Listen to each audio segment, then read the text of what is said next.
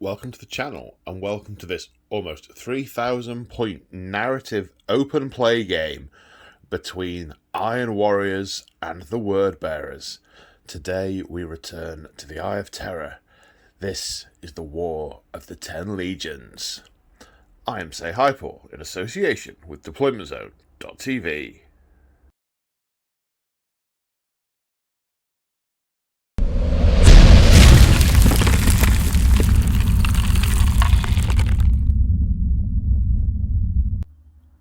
Today on the channel we return to the infighting, backbiting and struggle for survival inside the Eye of Terror during the 10,000 years of exile.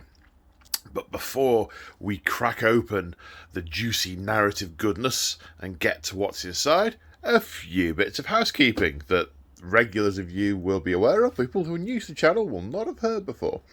So, my games have a particular style. They're meant to feel like having a game with your mate on a Friday night in their garage.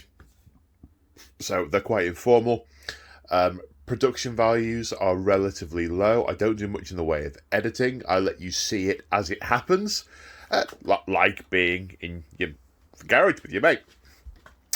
I sometimes have a tendency to ramble on a bit and go off on wild tangents. That's just something I do.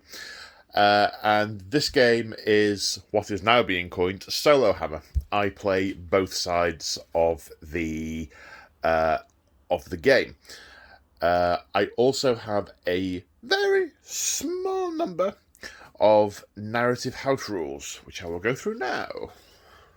Briefly, anyway. There is a video in the library about this if you want more detail about why, but the gist is I don't put limits on the plus or minus modifiers on dice rolls, so it's not limited to -1. I let characters charge with units, so if a character or characters are in coherency of a unit together, and they're all going to charge the same target or targets, I make one dice roll, and they either all succeed or all fail, and everything goes back to normal. I don't use command point rerolls, and I don't limit the multiple uses of a single stratagem in a given phase, and I don't pay reinforcement points for anything summoned. But my most important rule is what I like to call applying narrative common sense. If something doesn't feel right when as I'm playing, I'll tweak it. If it's mentally jarring to me as to how the narrative will play out, I'll make adaptations, tell you what they are, and then move on. That applies to some of the before game stuff as well, which I'll go into when we get to that. So, if that doesn't sound like your cup of tea, this probably isn't going to be terribly interesting for you. And there is loads of other content that you will probably prefer much more out there on the internet / YouTubes. Okay, you still here? Splendid. So, long-time channel members will know this is a series that I have been running. It's my longest running series so far. I started it when I started doing channel memberships, and the plan is to have every traitor legion fight every other traitor legion once. And as I mentioned, we're telling the story of the infighting and backbiting and struggle for survival in the Eye of Terror. And as it stands at the moment, I'm on my third wave through. There are a couple of these videos on public YouTube, but most of them are members videos exclusive for channel members in what I like to call the Members Lounge. If you're interested in watching the other videos, check out the membership links below.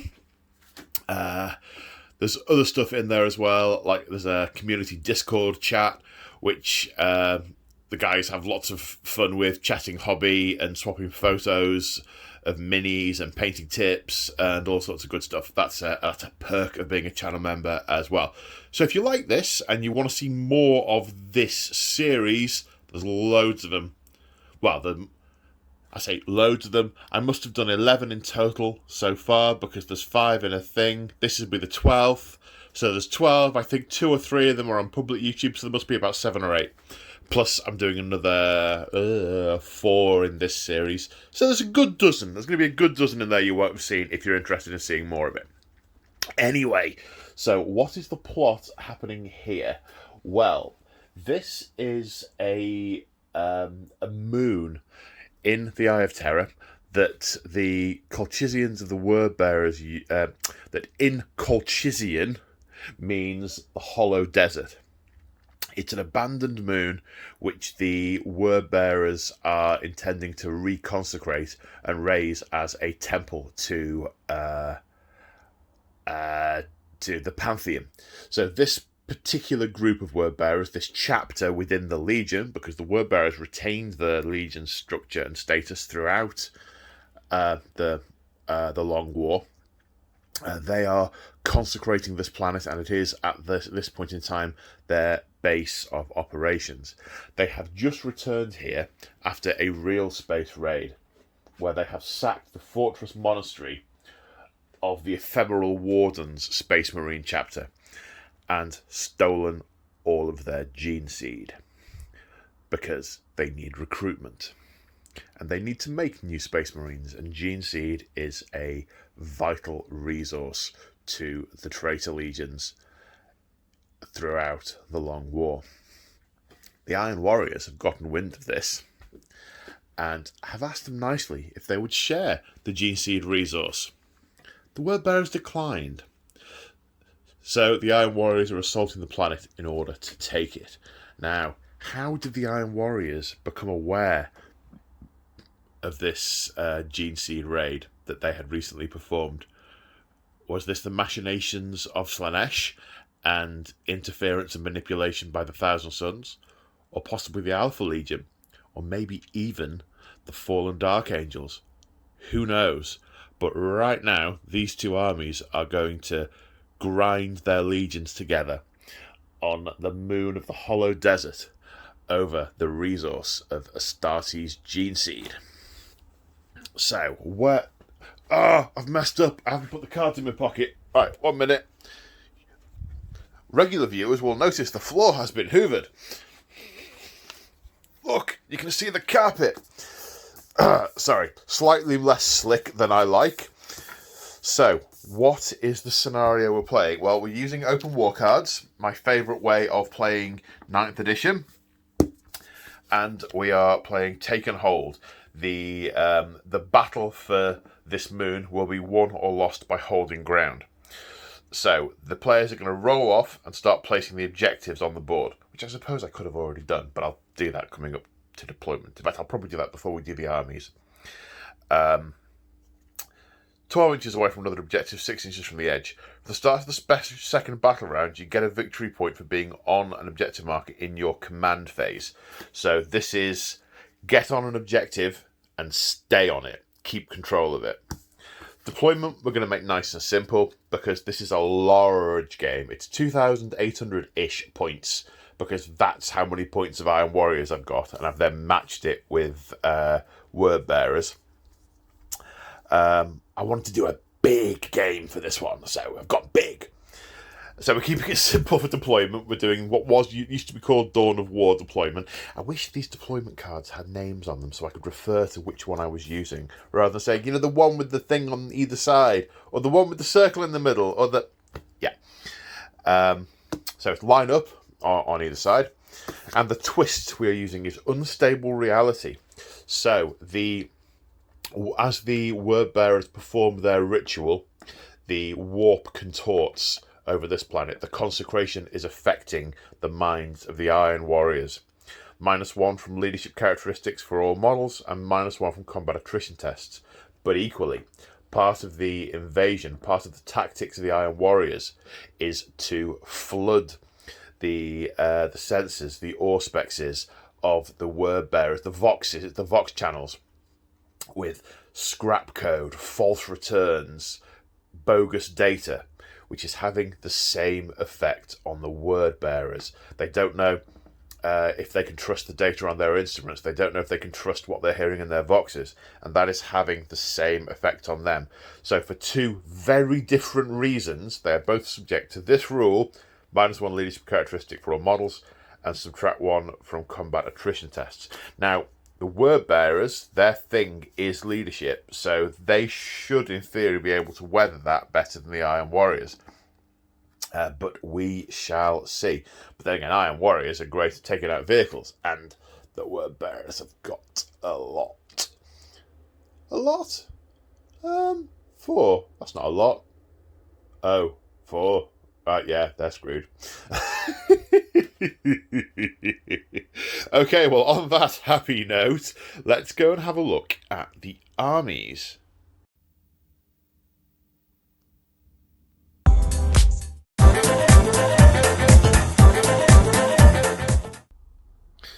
So here we have roughly 2,800 points of Iron Warriors. Isn't it pretty? Isn't it so pretty? So proud. Although that cannon looks like it's pointing in the wrong direction, so to be thematic, it should probably face forward or snap off like that. Whichever, man. Okay, so a couple of things to go through before I go through the thing in detail.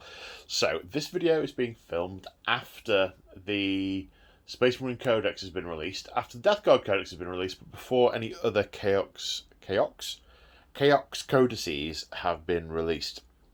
Now, there are a couple of things I am doing, because for me, it's narratively incongruous for first generation Marines to have an extra wound, but legionaries to not have it as well. So every model in the army, every legionary in the army has +1 wound. So the bikes will have 3, Terminators will have 3, the legionaries will have 2. I'm not messing about with the obliterators or anything like that, or the dread. Well, the dreads will come on to. And the characters will have an extra wound as well. Now the dreads. Now the dreads are interesting, right? Because GW have changed. They've got a new Dreadnought profile in the Death Guard, and some new Dreadnought rules in the Imperial Armor book, which has Dreadnoughts in it. And they've changed the weapon profile of the Dreadnoughts. By Dreadnoughts, read Hellbrutes. They've changed the profile of the number of the weapons in the app. So wherever you go, there's not quite a complete set of rules, because in the Death Guard Codex, they've done things like done away with, and they shall Death of the False Emperor, and Shock Assault, and all those things. So with the Dreadnoughts, now there are Dreadnoughts on both sides. I'm using a mishmash of those rules based on what I think makes most sense. So they'll have the -1 damage thing, and they'll use the weapon profiles, and basically I'm just going to use my judgment on the mess of rules across the various different books to try and make it something like consistent.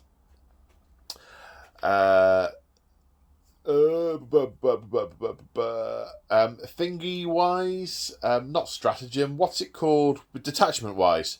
So this is technically it's a battalion and a spearhead.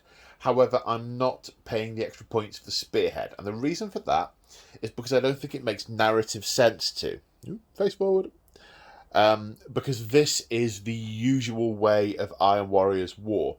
I understand why the mechanic is there. It's to balance the game out and do all sorts of good things in different modes of play. But for this storytelling, I'm not going to penalise the Iron Warriors for having 3 Vindicators, because it's Iron Warriors, and that's what they do. So yeah, it's a normal way of war for them. It's not like they're trying to coordinate a biker horde, which would not be normal to them, but would be normal to someone like the White Scars. And in that scenario, I would penalise the White Scars for doing this, but not for taking a whole load of bikes. So that's where I am with that. So what are we looking at? Oh, need to get my notes and try and perch them out of sight on the edge of the table. So, characters. Okay, so this chap is the Warsmith, the master of this battle group. The battle group contains elements from various different Iron Warriors companies. The Iron Warriors are not big devotees to chaos. Certainly in the beginning, they are they're very anti-mutation. As soon as they start to mutate, they cut things off and replace them with iron prosthetics. Now, as time goes on, Tech Marines become Warpsmiths. Warpsmiths start to create demon engines. People start to go insane and start to get touched by the dark powers. This particular warband is sort of part way through that journey. They're still a core Iron Warriors in kind of heresy times, but starting to degenerate. They're on the scale. So the Warsmith leads this battle group. We're using the Chaos Lord stat line for him, and his servo arm and his claw there we're using as a power fist. He has a combi melter. He's the Warlord trait Siege Master. Havocs and vehicles within 6 inches of him can reroll once to wound. He's got the relic, the Flesh Metal Exoskeleton. He regains 1 lost wound per turn and has a 2+ save. He is the Warlord. Over here to the left we have the Warpsmith. He has the relic, the Techno-Venomous Mechatendrils. Oh yes, he does. His Mechatendril weapon is replaced by the Techno-Venomous Mechatendrils, which has 4 attacks, and if an attack hits, it does a mortal wound, which is nice. And then this chap here, he is the captain of the Breacher Company. He is when the other guys break open walls, these guys flood through it. We're using the Exalted Champion stat line for him. He has a combi melter and the Axe of the Forge Master, which is +3 strength, -3 AP, 2 damage. But if it hits a vehicle and it rolls a 5+ to wound, it does D3 mortal wounds in addition. Now, the 2 units with him, these are also Breacher units. They are Brawlers, so 2 units of Chaos Space Marines. I've put all 10 out, but I have to lose 1 from one of the units, otherwise he can't go in the Rhino. So it's 1 unit at 9 and 1 unit at 10. These 3, the captain and the 2 Breacher units, all have the Mark of Khorne. Not because they particularly worship Khorne, but through hundreds upon hundreds of breaches stormed and people butchered, they've started to become twisted. Khorne has started to notice them, and in battle he touches them with his power and they start to go berserk. These guys are starting to degenerate and being twisted towards the path of chaos, but only started. So they are marked by Khorne. Just these 3 units, the captain and these 2 units of Chaos Space Marines. Right, what else do we have? Nothing else in the army has a mark of chaos. Everything else is pure. Well, I say pure. I mean, the Warpsmith and the Obliterators, meh, less so. So, left to right, we've got a couple of Rhinos. One has a Flamer and a Havoc Launcher. The other just has the Combi Bolter. 3 Obliterators, because these tend to gravitate towards Iron Warriors. These guys will at one point have been Tech Marines who discovered the secret of how to meld the perfect union of metal, flesh, and demon, and allow themselves to be infected with the technovirus, which allows them to mutate and form all sorts of different weapons. So these are technically demons. The Warpsmiths also on the scale. Then we have another unit of 10 Chaos Space Marines, 2 Last Cannons, Bolters, Power Sword on the champion, 5 Havocs with heavy bolters, 5 Terminators equipped as you see them. It's mostly flamers and anti-medium infantry weapons, Predator with Last Cannons, 2 Dreadnoughts, 1 with a twin heavy bolter and thunderhammer, 1 with a power claw and plasma cannon, Land Raider, standard apart from the Combi Bolter, 3 Vindicators, which are also here, and a unit of Outriders, a unit of bikes with 2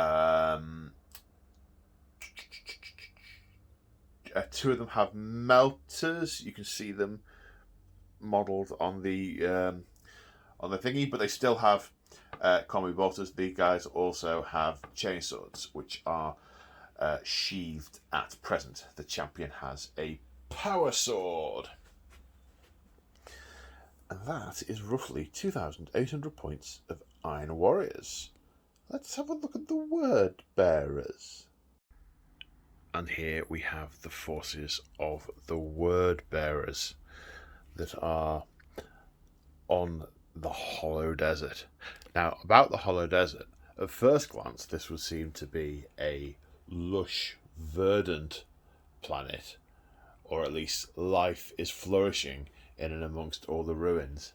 But the life that sustains this is wrong, and it adds to the, to the wrongness of the place. Speaking of wrongness, it's the word bearers. Right, so similar housekeeping-y stuff as to the Iron Warriors. The one wound thing applies. The Dreadnought thing applies. The one that's a little bit different is the Possessed, because again, they've been updated in the Death Guard Codex, but not in other codices. So the options I have are either to be consistent with everything else I'm doing and give them each an extra wound, but use the stat line from the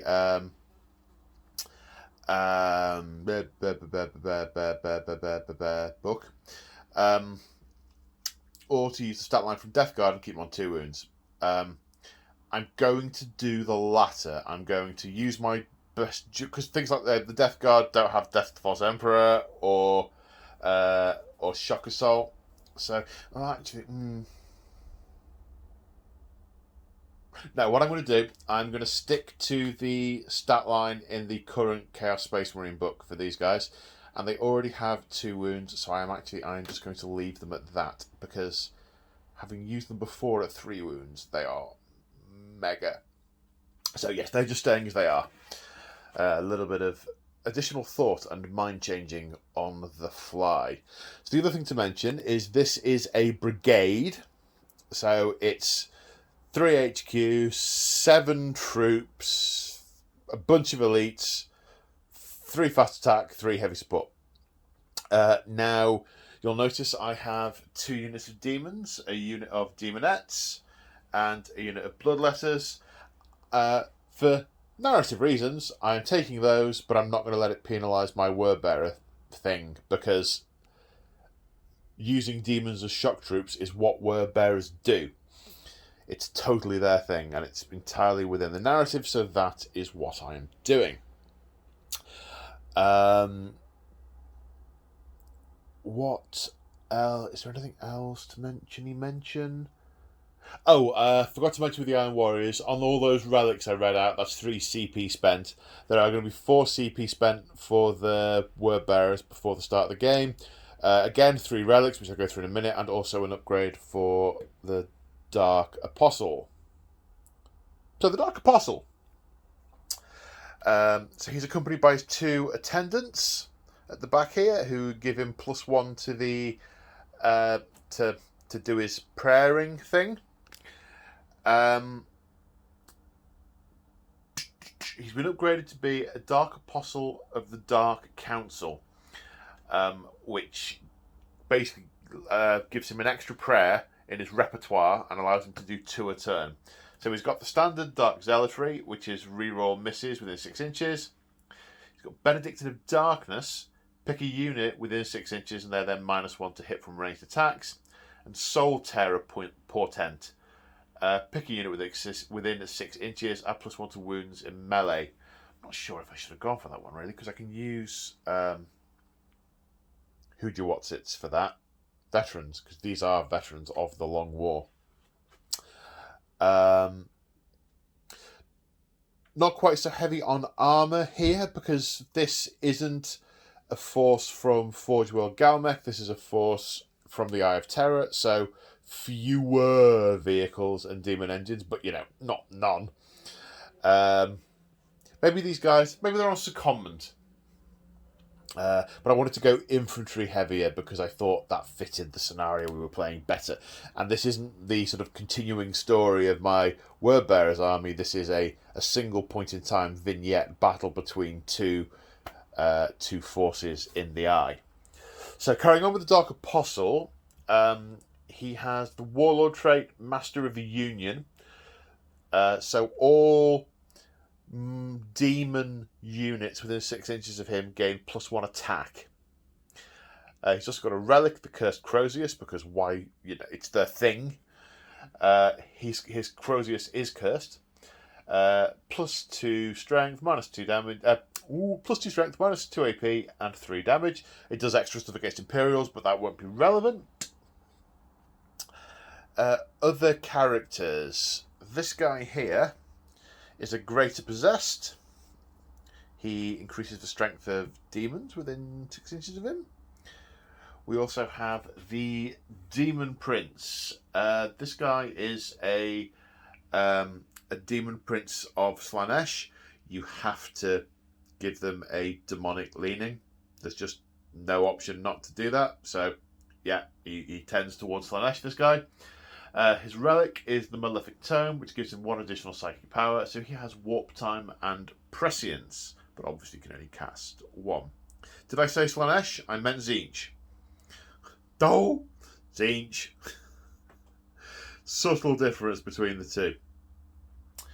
And then we have a Lord Discordant. He has the Crown of the Blasphemer relic, which gives him +1 invulnerable save, taking his invulnerable save to +4+. So, part of the theme with the army is stuff I haven't used for quite a while, or before, or much. I haven't used a blob of 20 possessed for ages, so there's 20 possessed. This guy in the middle isn't anything special. He was modelled as a unit champion back in the day, but they're no longer a thing. Which way around to go? Let's start this way.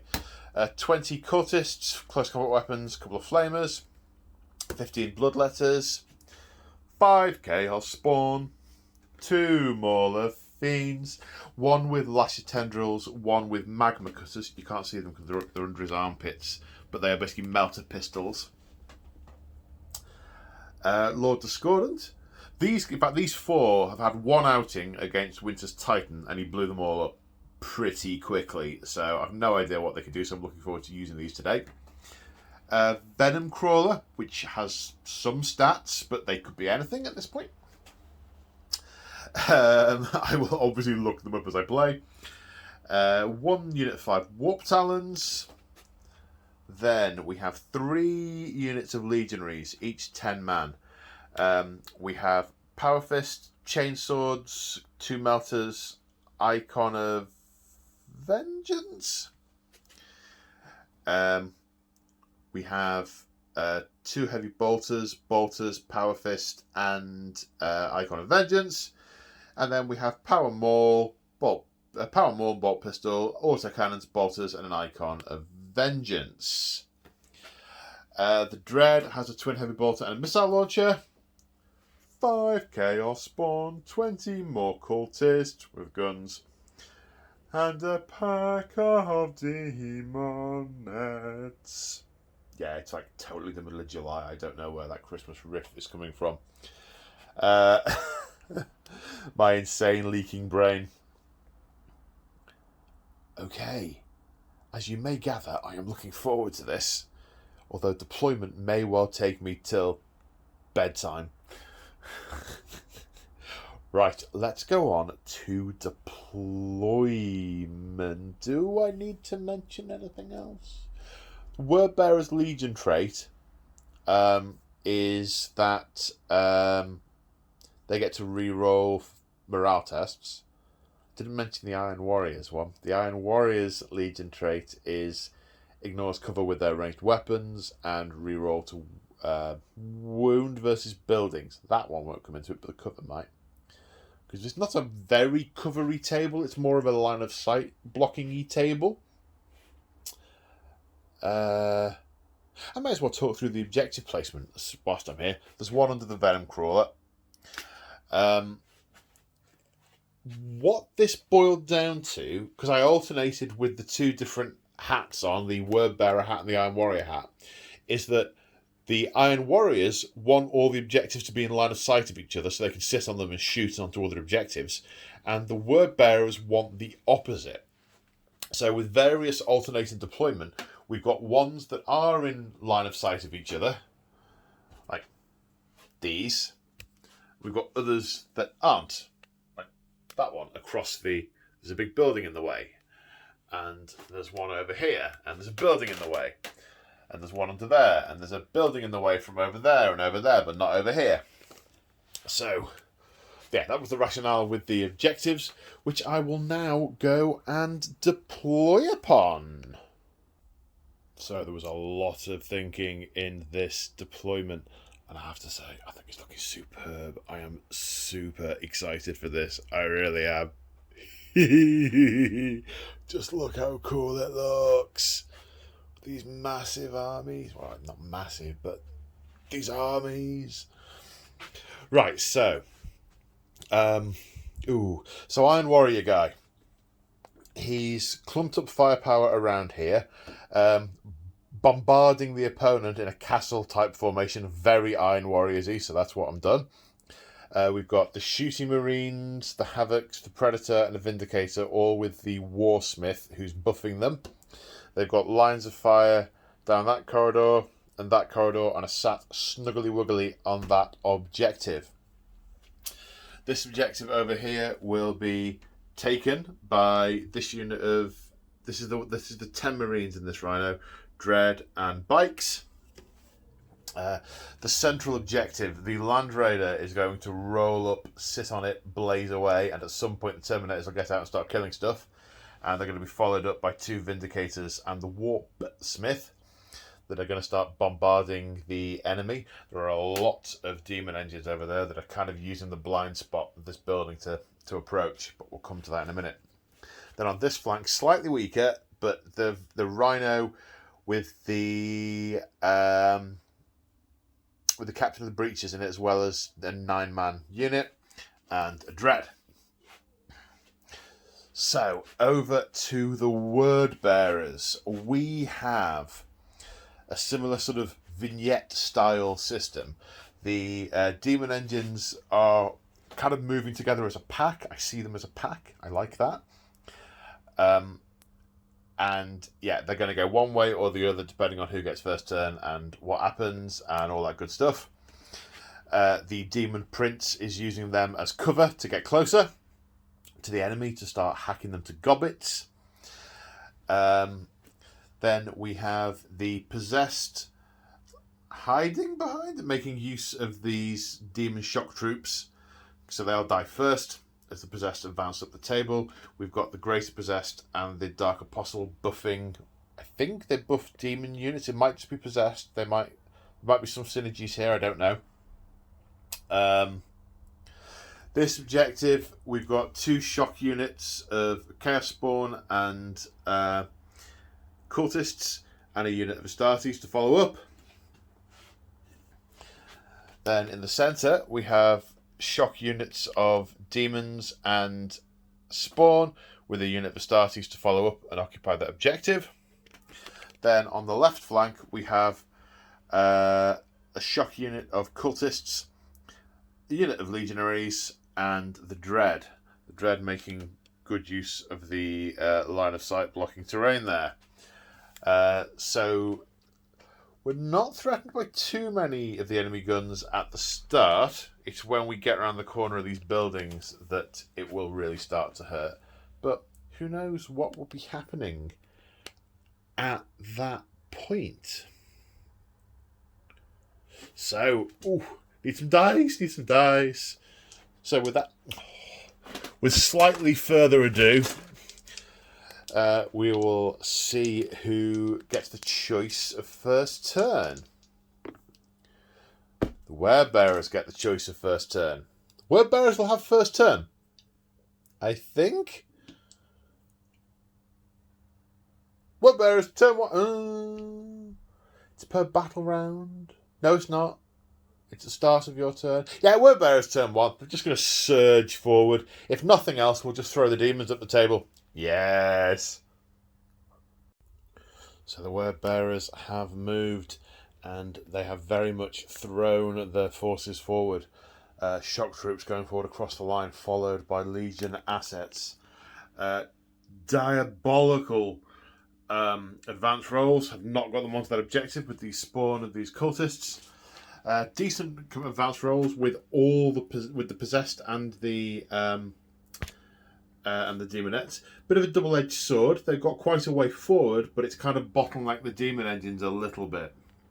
I could either have got the demons right the way up, got the demon engines right the way up, or sort of done half and half, and that's kind of what I've gone for. Yeah, poor advance rolls off the apostle with his disciples and the greater possessed. However, they didn't have as far to move because they were further forward already. The Lord Discordant is the only one who hasn't advanced here. No, the Venom Crawler didn't advance either. They both just moved, as did the Demon Prince. But everyone's out of range. Well, I say everyone. The Lord Discordant's out of range with his guns, and the Mauler Fiends are out of charge range. The Venom Crawler will still get the chance to shoot if it can actually see past. Oh, I wanted to shoot at the Vindicator, but it's totally blocked. I'm going to have to shoot the Land Raider instead. Okay, might have to rethink that then. These legionaries have moved forward onto this objective. The Demon Prince taking good shelter behind the advancing demon engines. Good advancing over here. Very good advancing over here, but still not quite on that objective, because that objective was further away from that one. They did it the wrong way round. Bloodletters and Chaos Spawn surging up the centre. And cultists followed by legionaries and the Dreadnought on the side. So that's the movement. It was a lot of movement. It was 25 minutes of movement. But we're straight into the psychic phase. Only one psychic power to attempt. Demon Prince is going to attempt prescience on the Venom Crawler. These aren't the dice I'm meant to be using, but let's cast it on a 10. The Venom Crawler has +1 to hit. Right, let's work out where the shooting is going to start. In fact, let's start the shooting over here. We have 2 auto cannons. Now, these guys didn't move, even though the rest of the unit did. And they're going to shoot at the Rhino, try and slow that down. They're hitting on 3s. 2 hits. Wounding on 4s. 1 wound. Save a -1. Passed. No damage done there. No other guns over here. We'll come back to the Venom Crawler in a minute because I need to look up its stats. Do these heavy bolters have line of sight on anything? Can they see those bikes? Not really. But I can see the Vindicator. But not much else. They can't see past the Bloodletters to see the Marines. So we're going to fire the Vindicator then. That's a bit of a waste, but never mind. Do I want to use new stratagems? No, because they're not stratagems for this army. 2 hits. Wounding on 5s. 1 wound. Save at -1. Saves.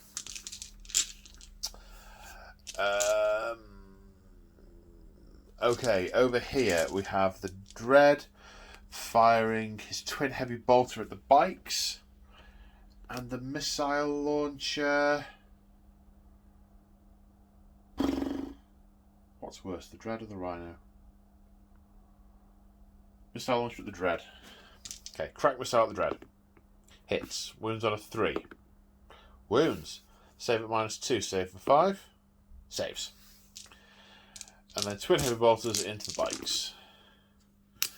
4 hits. Wounding on 4s. 2 wounds at -1. 1 failed. So one of the bikes takes 2 wounds and goes down to 1 wound remaining.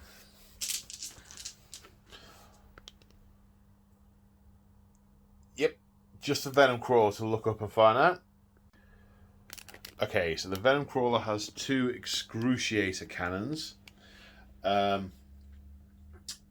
which are strength +2. So it goes up to strength, which does degrade with the model, but it's currently 6. So strength +2 is 8. However, demons within 6 inches of the greater possessed get +1 strength. So these are going to be strength 9, AP -2, D3 damage, which I like the sound of. We're going to spend a command point on Demon Forge to reroll to hit and reroll to wound. And the Excruciator cannons have D3 shots each. For 3 shots. Ooh. Oh, the map's creased up. That's no good. Sort that out in a minute. Hitting on 4s with a reroll. 1 hit.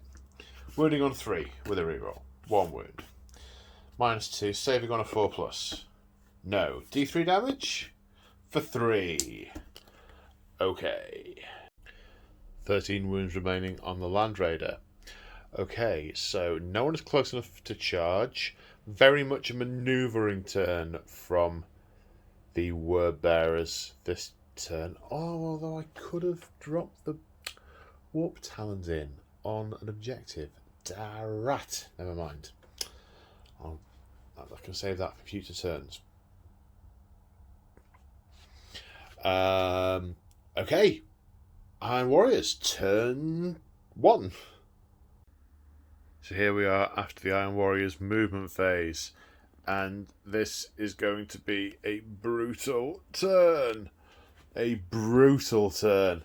So, first thing to mention, at the start of the movement phase, spent a command point on Unholy Vigour to heal 3 wounds onto the Land Raider. So Land Raider's back up to full health. At the end of the movement phase, the Obliterators came down in this structure, giving them really good fields of fire all around. Okay, they might get taken out later on, get swamped, but I've made the mistake in previous games of leaving them off too long and both denying myself their firepower and also been really restricted about where I can actually use them subsequently. Yeah, they came down there. So in terms of the rest of the movement, the Land Raider has moved to the centre, is foot on the objective, but not entirely holding it. Those troops will easily units will easily outnumber. However, we've left the firing arcs open for all these las cannons to come down into that Mauler Fiend and potentially the heavy bolters into the possessed. Las cannons, Vindicator. Terminators have stayed inside. They're going to mop up. They're only going to get out when things are a little bit less dicey. Because, I mean, look at that. Eek! It was congesting the Vindicators a lot. So one has come around this way. This Rhino's moved onto that objective. I did consider getting the troops out, but didn't do that because there's a lot of nasty chop in the area. So I'm going to be a bit more patient, wait a turn, toe on it for now. He's got to actually come and get me off it. There's a Vindicator going to be doing some firing down here, so that could be problematic. The Dread also moved forward to start doing the shooting thing. Similar story over here, except I went the other way. The troops did get out of this Rhino and moved on to the objective, backed up by the Dreadnought. The Rhino has come along to put supporting fire in with its Havoc Launcher and Flamer. The bikes have moved up here to pump fire into these cattle and to put melters into that Dreadnought. And then the stuff in the centre of the table here has choices. Yes, it has choices.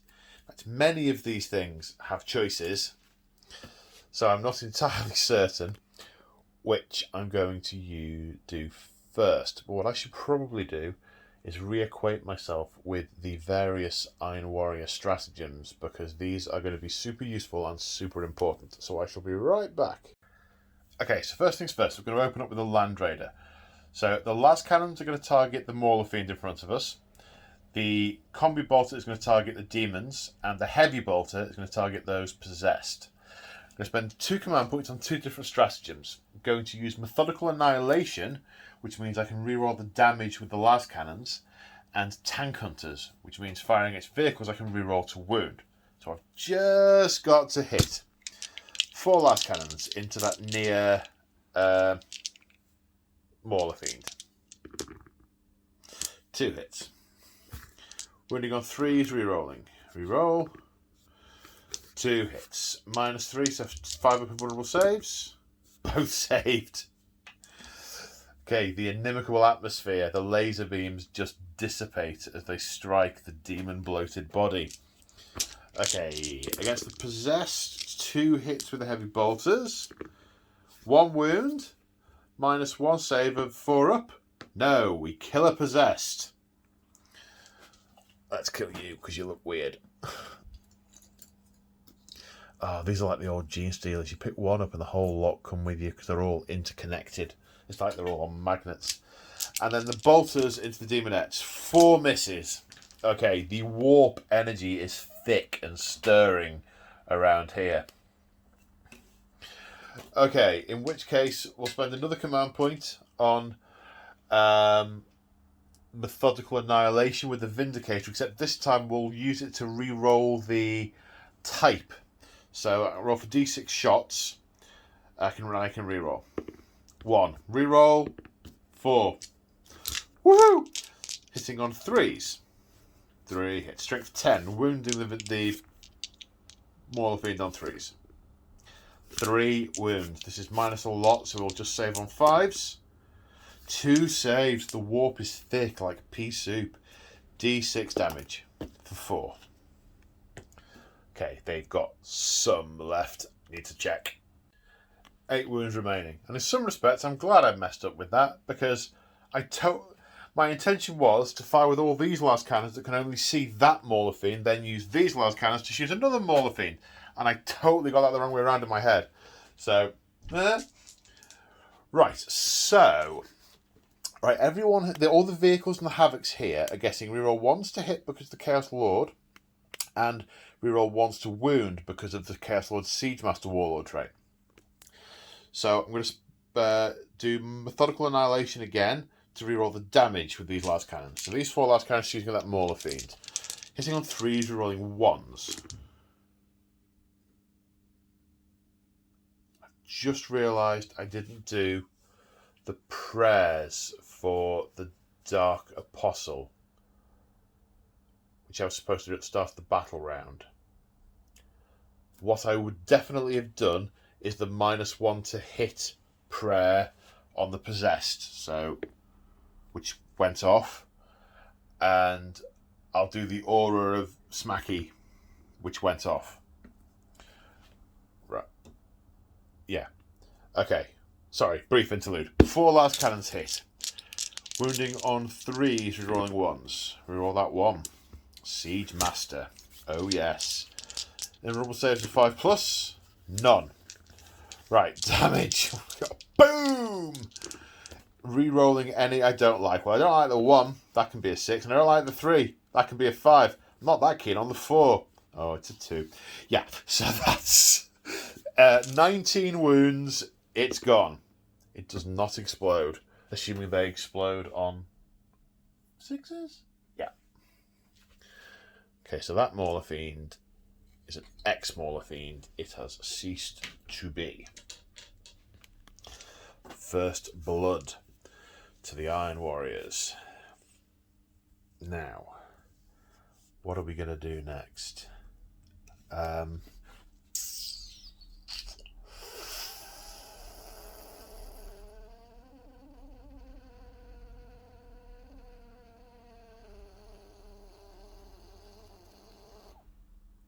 That's the sound of me thinking. Right, we're going to fire this Vindicator at those Chaos Spawn for d6 shots for 1. Hitting on a 3. Wounding on a 2. Wounds. No save. d6 damage for 2. Does not kill a Chaos Spawn. 2 damage. I think they got 4 each. I'll just check. They have 4 each. Okay.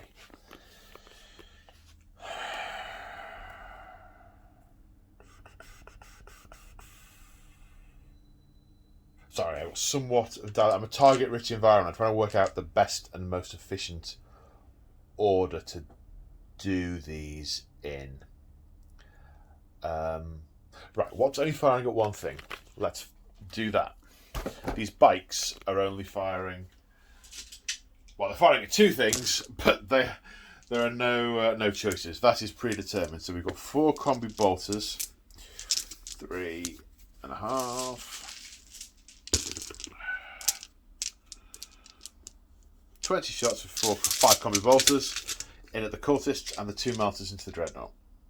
So, cultists. Oh,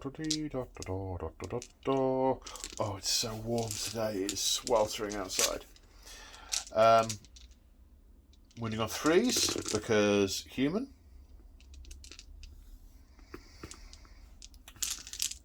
And then saving on 6s because t-shirts.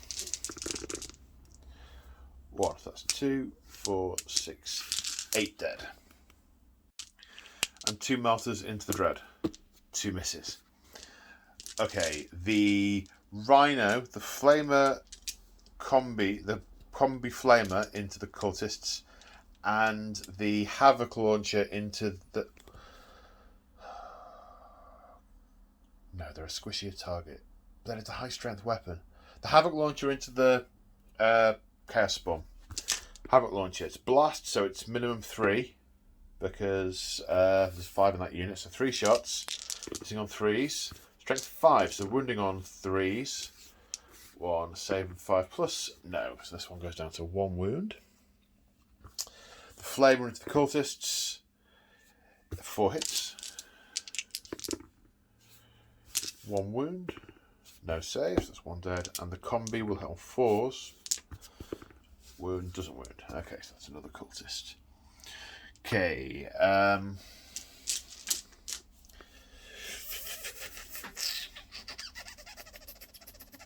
the 2 flamers in the Marine squad will fire over the cultists. They'll be spraying them with Promethium as they're running. And the bolt pistols will all go into the Chaos Spawn. So, 2 flamers for 9 hits.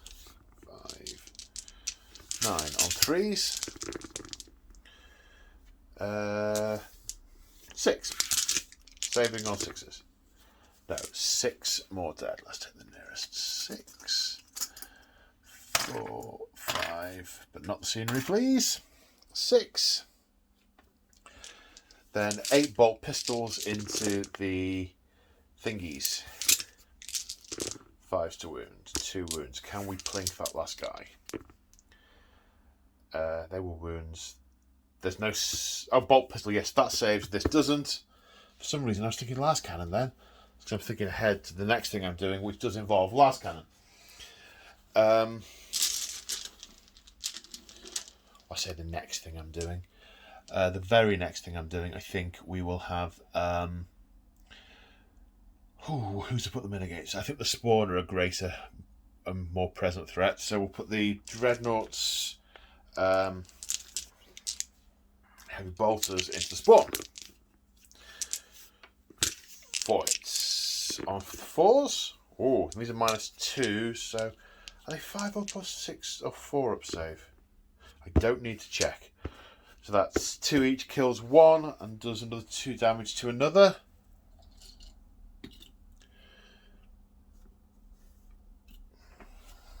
That killed another Spawn. Right, is there anyone here who hasn't fired? No, you guys have all fired. Okay, good. Good. Now, what are we doing over here? Did I fire the Vindicator into the Spawn? Yes, I did. It didn't do a lot. Any other targets for these last cannons? Has the Dreadnought gone around the corner? No. No, they're using the lie of this building quite well. So in which case, this is why I was just tutting to myself, because I've done it in the wrong order again. We'll do the 2 last cannons into the spawn. I should have done the last cannons first, then the heavy bolters. And the bolters, which are going to be able to rapid fire because they didn't move, into the bloodletters. So we are re-rolling ones to hit because of the Chaos Lord, but not the ones to wound because we're not a vehicle or not Raptor. What's the other one? Havoc. 2 last cannons, 1 hit. Wounding on a 3. No save. D6 damage. That'll be a 1. 4. Okay, so that cooks you.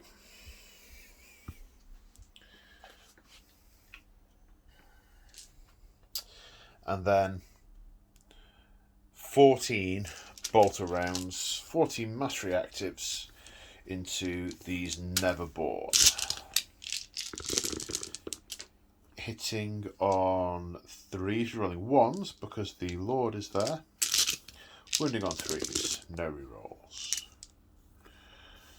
7 saves of 5+ because they're made of the warp, and 6 die. The Warsmith put the bolter part of his combi bolter in as well and killed another 2. I didn't film it, I didn't think it was going to do any. Killed 2. I'm umming and ahhing about where to put the Havocs, because again, target-rich environment. I could attempt to finish off those spawn. I could attempt to take out more of those demons, give them a harsher day. I could start to whittle those Marines over there. Or, and I think this is what I'm going to do, I could start having a go at these possessed. Because they really need to start dying really awfully soon. There's so much still alive in the centre here. This is going to hurt. Really going to hurt. So yes, I think I'll fire at these possessed. We've got to make a start on them. Otherwise, they're going to hit like a freight train. They're going to have, with the proximity of all the buffs and things, they're going to have between 3 and 5 attacks each at strength 6. With stratagems, it's going to be 2 damage. There's 19 of them left. They'll just reroll to hit because of the Apostle. They're just going to tear through everything. Right, so because of the priest spell thing, they are another -1 to hit, so they're going to hit on 4s. However, we are re-rolling 1s because of the Lord. That's 5 misses. That's 5 misses. Wounding on 3s.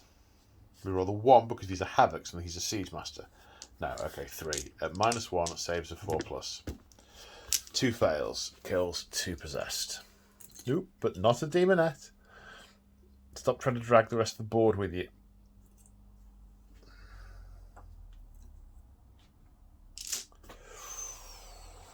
So you fired. You guys are all fired over here.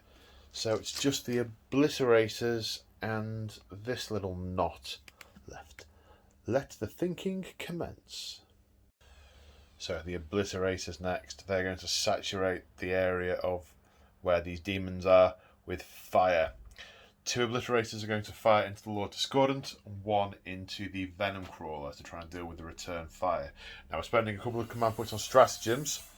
1 on Rampant Technovirus, that means we can re-roll any of the type dice for determining what the flesh metal guns do. And 1 on Veterans of the Long War to give us +1 to wound. Yes, we are burning through these command points in turn 1, but we really need to blunt this attack, otherwise we're screwed. So, first off then, strength is 9. We like that. AP is -2.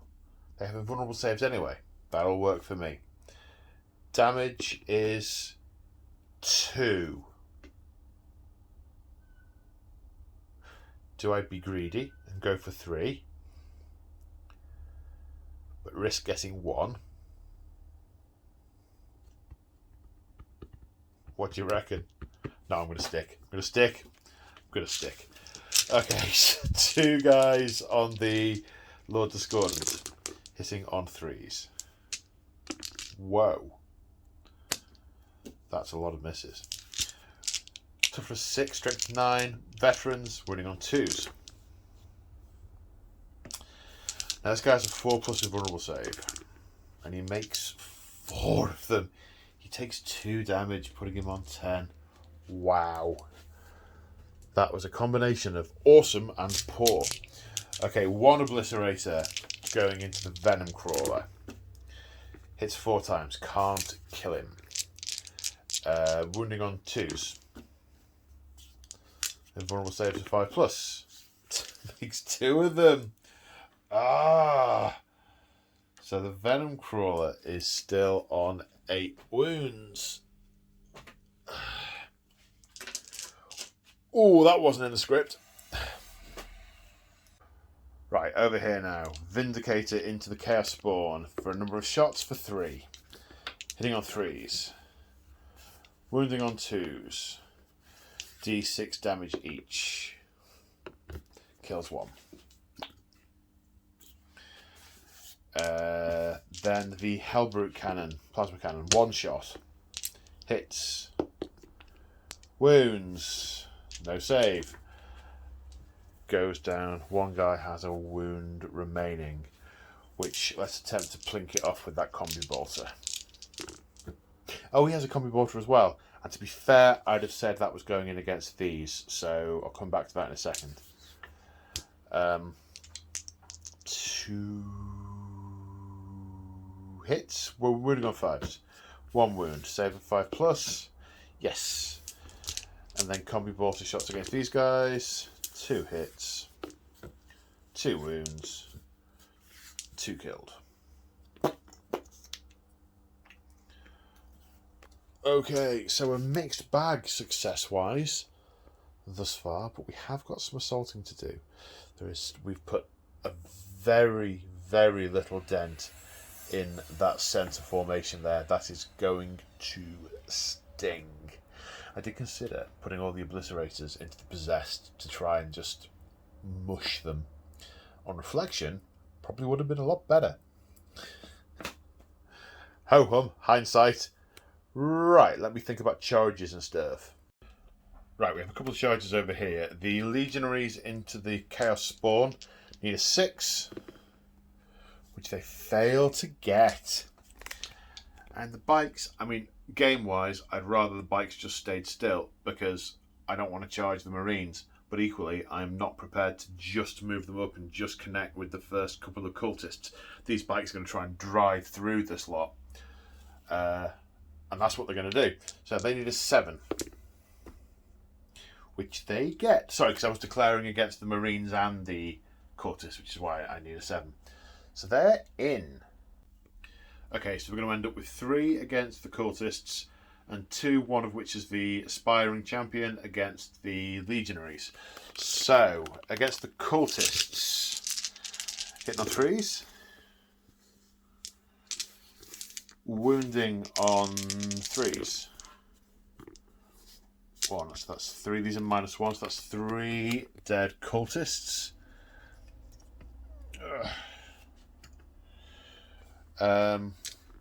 Right, the power sword against the legionaries. 3 hits. Wounding on 3s. 2 wounds. Save the 6s. No, so that kills a legionary. Let's kill you because they are going to surge forward. And then a regular chainsword guy misses. Okay, so these guys are all going to pile in now. Okay, so I roll for the cultists. The cultists did nothing as expected. We've got 6 guys with chainswords within half an inch, and the power fist is within half an inch. So the chainswords. So the command point on veterans of the Long War, so we will wound on 4s rather than 5s, with these being bikes. So hitting on 3s first off, wounding on 4s. -1 to saves, so saving on 4s. 1, 2, 3, 4 go through because I knocked that one. 1 was already wounded, and another one dies. Then the Power Fists, 3 attacks. Hitting on 4s, wounding on a 2 because of veterans, saving on a 6. No, 2 damage. 1 wound remaining on this last one. They all pile in. Having just done that. Okay. So, morale tests. I think the cultists definitely take a morale test. They need a 1 to pass, which they fail. So 1 runs away. There are 2 remaining. Because of the unstable reality, he will run away on a 1, 2, or 3. So he flees as well, having lost his mind. So I can't recycle these using Tired Traitors now. Ho hum. And then the Bloodletters need a 1 to pass also, because they lost a bucket load and reality is unstable. Clearly the ritual of dedication on the planet is being undone by the presence of these interlopers, the faithless. He fails, so 1 runs, and then same deal, it's 1s, 2s and 3s for the others to dissolve back into the warp. There are 6 of them. Okay, there's 1 remaining. Whoa.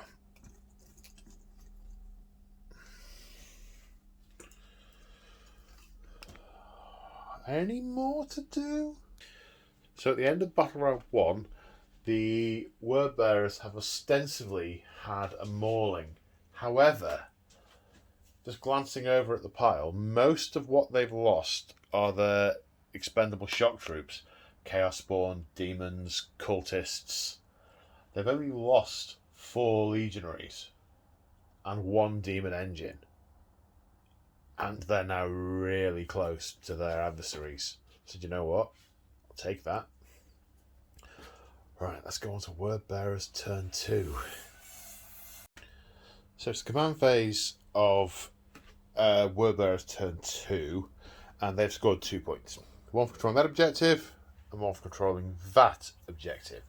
2 points. Now, the dilemma I've got, and to be honest, I don't imagine either of those are going to be particularly threatened by the Iron Warriors. Although as soon as I put the Iron Warriors hat on, I might work out how to try and threaten them.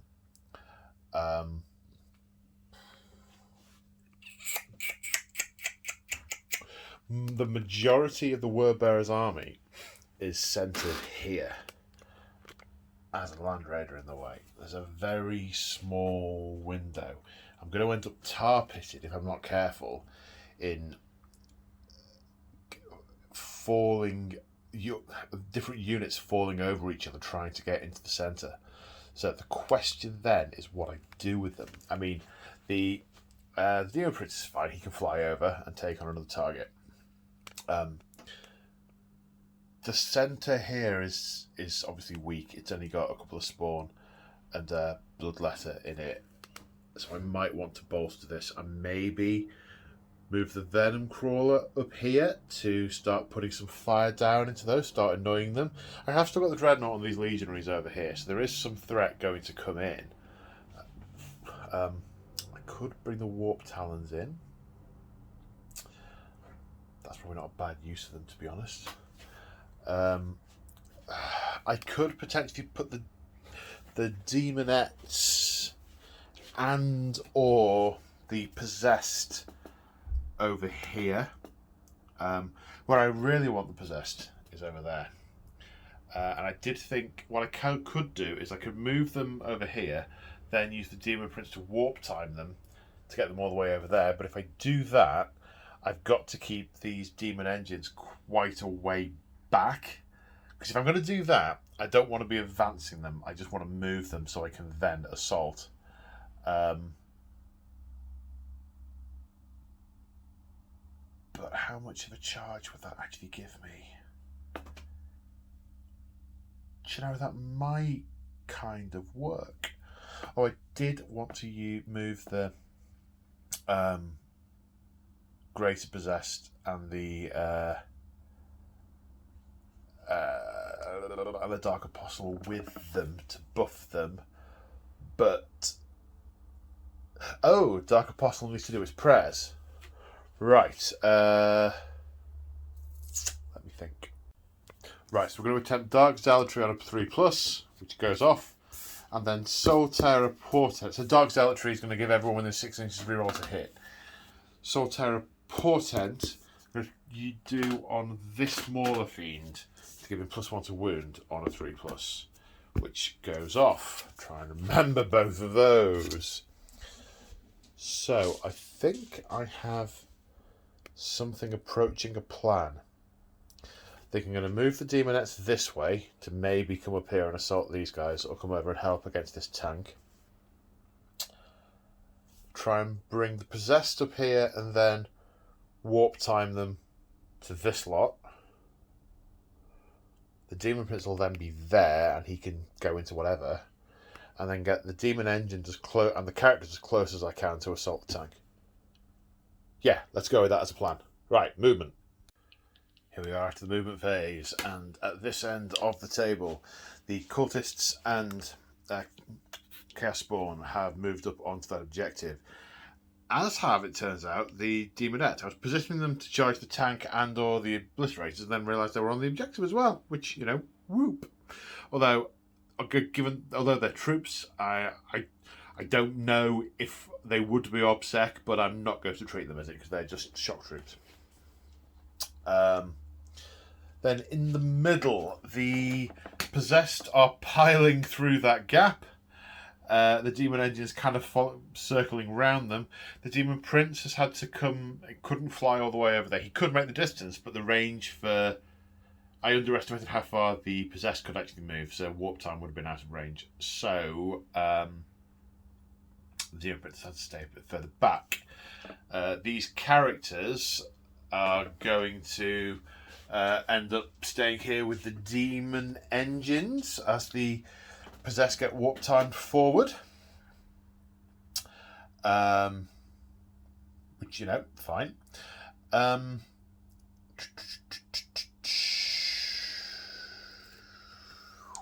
The Venom Crawler has come this way to bolster the keeping of this objective.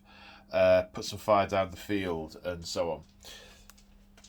The Dreadnought has moved for position to be able to fire at these legionaries, and the shock troops are continuing to be shocking. The Warp Talons have come in here and are positioned in such a way that they can charge over here or charge over here, depending on how the shooting goes. I mean, there's not going to be that much shooting, but, you know, we'll see how it goes. That's it for movement. So, Psychic Phase. First and only Psychic Power. Warp Time casts on a 6+. Why have I got that dice? Where did that wasn't meant to be in the dice pocket. Let's just replace that for you. Sorry about that, folks.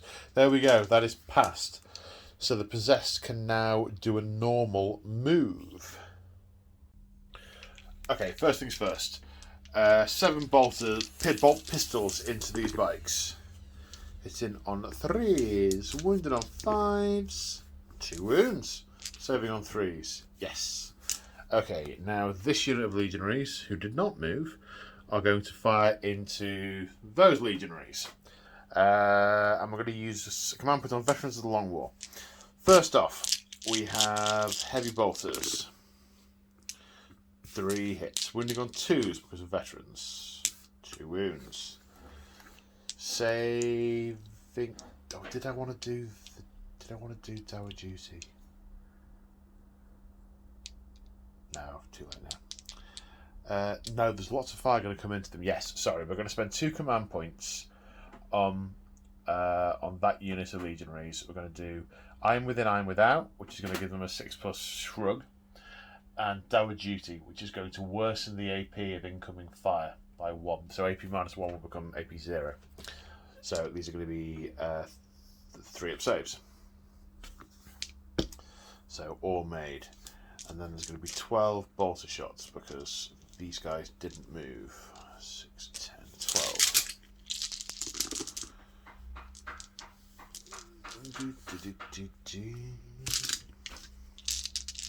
Winning on 3s because of veterans. 2 saves, 3+. Shrugged on a 6. Yes, I am within. I am without. Right, Dreadnought. Crack missile into the Dreadnought. Heavy bolt. I can't see, can't he? Yes, he can. Crack and heavy bolters into the what's it called? The Marines. The guys in silver. The ones I was just shooting at. Heavy bolters. 5 hits. Wounded on 3s. 3 wounds. No -1 because of dour duty, so saving on 3s. They all saved. Crack missile. Hits. Wounds. Save on a 5. No. D6 damage. 1. -1, but can't be lower than 1. 7 wounds remaining. Now I'm going to make the roll now in case I forget. Does he go crazy? No.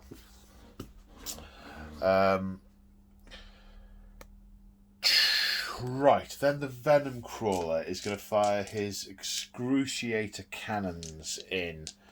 They're currently strength 8. 2d3 shots, by the way. Sorry. 3. Hitting on 4s. 2 hits. Wounded on 2s because of the strength. 1. -2, which becomes -1, so save on a 4. Saves. No damage taken. Iron within, iron without. It is our dour duty to take this point. Okay. Oh, must remember to go and spend the credits. Alright, that we did Veterans of the Long War, we did dour duty, and we did iron within, iron without. Alright. Probably not the best use of command points, but it was cool. Oh yes it was. You fired. Don't knock the scenery over, Paul. Right, over here.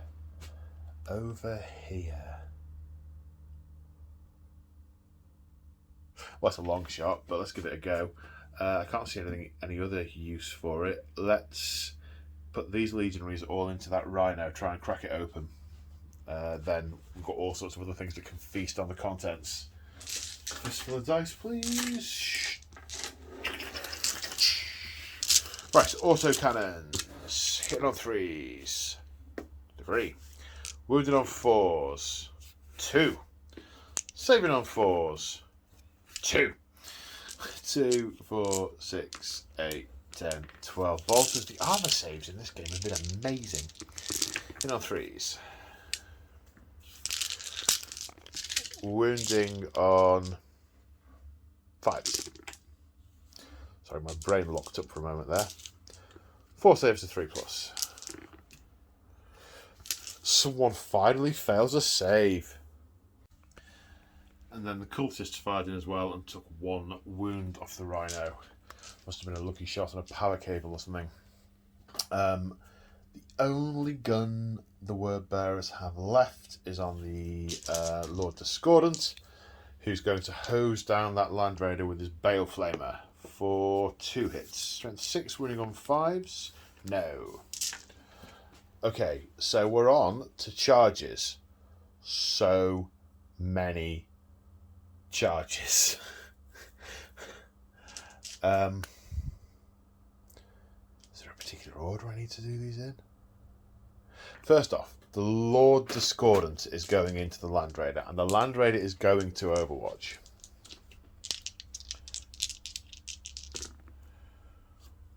It's 2 hits with the last cannons.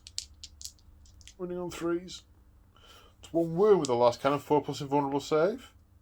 Failed for 4 damage. Puts him down to 7 wounds. I don't know if that brackets him. But there is more firing coming. You never know, the heavy bolter might do something. Gets a hit. Wounds. Save is failed. That puts him down to 5. That definitely does him some damage. There's a combat bolter. No. Ouch. Ouchie, ouchie, ouchie, McWouchie. Okay, the Mauler Fiend. makes it in.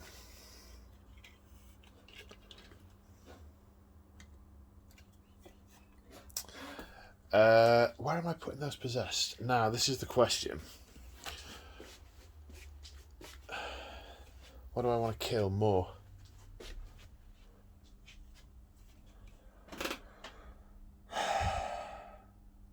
I mean, these guys aren't going anywhere. They'll be here next turn, and okay, they will shoot up the possessed a lot. A lot.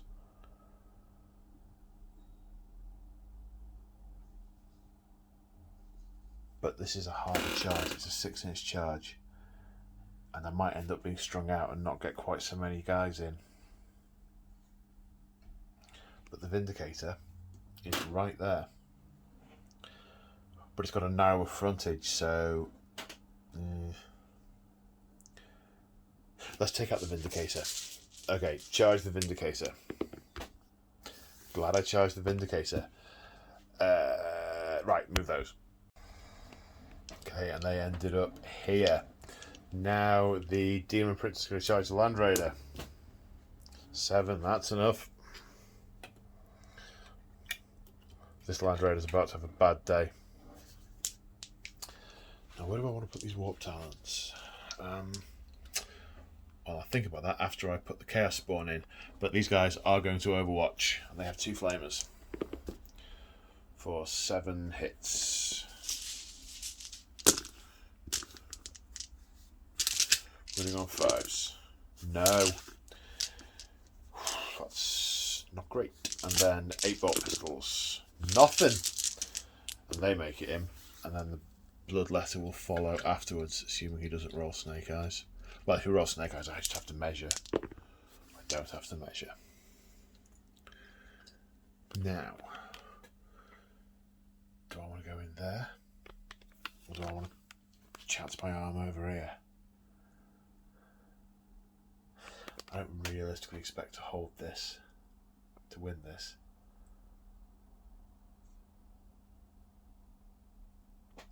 They could make the difference. I mean, it'd be nice to take this, but I don't need to take this. What I need to do is win some of these ones in the centre. So, yeah, I'll go over here. Need a 9. It's not a 9. 'Tis a moot point. The point you have made, sir, 'tis moot. Moot, I say. Not for discussion here. Chaos Spawn, ka-chonk, ka-chonk, ka-chonk, ka-chonk. Climb, climb, gribble, gribble. What to do with the fodder? You could charge the Dreadnought. Just annoy it to death. See, that's where the stats don't really make sense, because that Dreadnought would just whirl around and murderize these, but rules-wise, he's going to kill about 3 a turn and be left there for the entire game, which isn't right. They started attacking the Rhino. Let's put them in against the Rhino. 6. That's in. In for some of them anyway. Let me relocate the dice up there. I'll need those in a minute. Right, be right back. Right, Demonettes against the Obliterators. Base to base, it's a 6-inch charge. I thought it was going to be more than that, but it's a 6-inch charge. And they are in. Oh, they are in. They are swarming all over them. They're bounding up that building like the agile little hellspawn they are. And it looks like this. They are climbing all over those Obliterators. Uh-oh. I think possibly with hindsight, the Iron Warrior guy came a bit too far forward. Oops. It's taken hold, right? We had to go for the objectives. You're talking like it's over. It's not over. Come on. I am within. I am without. So first off, we're going to activate the Mauler Fiend and spend a command point on Demon Engine. His strength... That's the wrong page. His strength of the light. Okay, sorry. Spend the command point on Demon Engine. First off, we're going to use his, what are they called? Mauler Fists. So these are going to hit on 3s because No, I didn't cast Prescience. I thought about casting Prescience, but I didn't do it. That's right. So, still hitting on 4s with a reroll. Okay. 4 hits. Goodly. His strength... Right, strength times 2, but his strength is currently 6. That's 12. Plus 1 for the... Oh, hang on. Plus 1 for the presence of the Greater Possessed, but I should have had an extra attack for the presence of the Dark Apostle, being the Master of Possession, which hit. So that's 5 that are wounding on 3s with a reroll. That's 5. Minus 3 for the Mauler Fiend Fists, so saving on 5 plus, because 2 at base. Okay, so they 3 get through at 3 damage each. So that's 9. Let me get some wound tokens. I start off with 16, just lost 9, so he's got 7 remaining. Right, now the smaller thing has Lasher Tendrils. I really wanted the other one to survive with the Magna Cutters, because you always see Lasher Tendril Mauler Fiends. I really wanted to use the Magma Cutter one. Never mind. I shouldn't have put him at the front then, should I? These are hitting on 4s with a reroll because of, I guess, both Demon Engine and the Apostle. So that's 5 hits. Whoa. Lasher Tendril Strength is user. So that's 6 plus 1 is 7. So wounding on 5s with a reroll. Goodness me. 3 wounds. And a reroll all 5. Look at that. He is awfully keen. Awfully keen. And doesn't the Lord Discordant do something for him as well? I'm going to have to check that in a second. These are minus 2, so these will save on 4s. 3 fail, so the Land Raider is down to 4 wounds. Okay. Okay, yeah, so it should have been having plus 1 to hit, but never mind. I don't think that affected things much. I really don't. So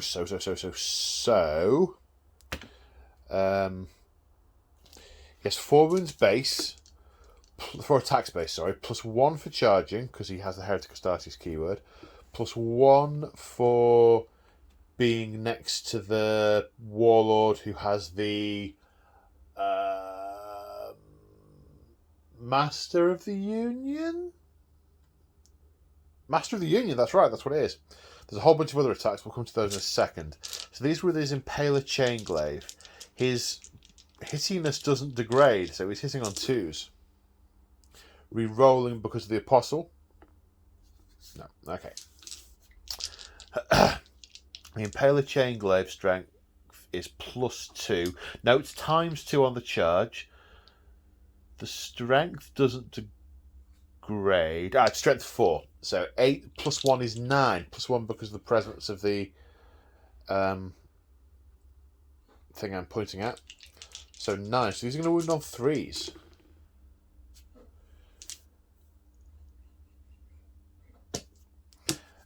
Minus 2 saves a 4 plus.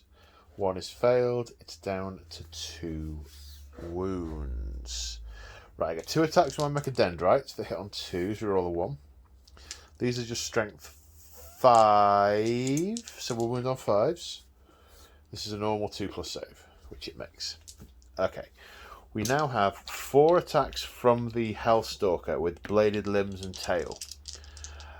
Strength plus 3, but strength is also plus 1, so it's actually strength 8. So hitting on 2s, wounding on 4s. Minus 2 for the blade limbs and tail, so saving on 4s. 2 go through, that is 4 more damage, and the Land Raider is destroyed before the Demon Prince even gets to go. Does it explode? It does not. Now there are 5 Terminators inside it who are really quite disappointed with their life choices right now.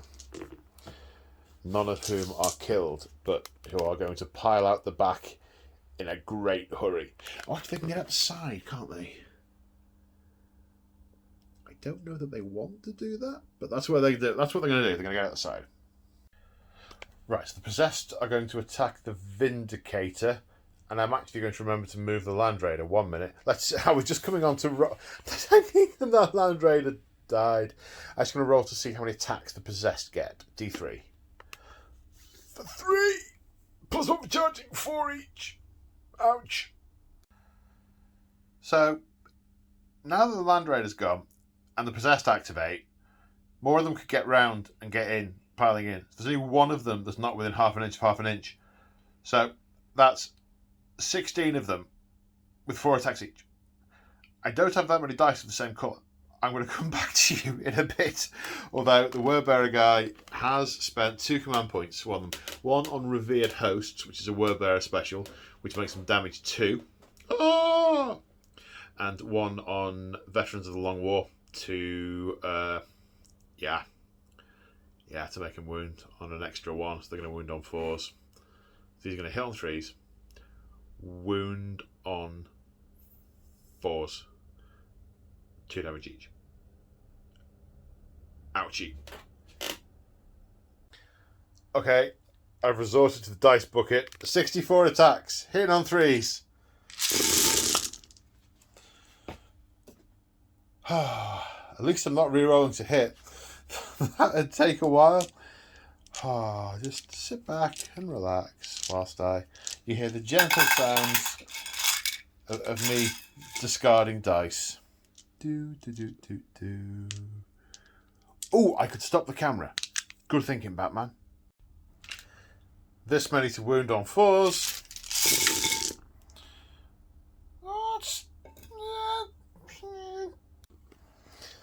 Right, 22 saves of 5 up required. I need to pass 17 of them. 2, 4, 6, 8, 10, 12, 14, 16, 18, 20, 22, 24, 26, 28 damage. That would have taken out a knight. Does it explode? No. The Warpsmith more than a little concerned about the explosion of those 2 tanks, or the demise of those 2 tanks.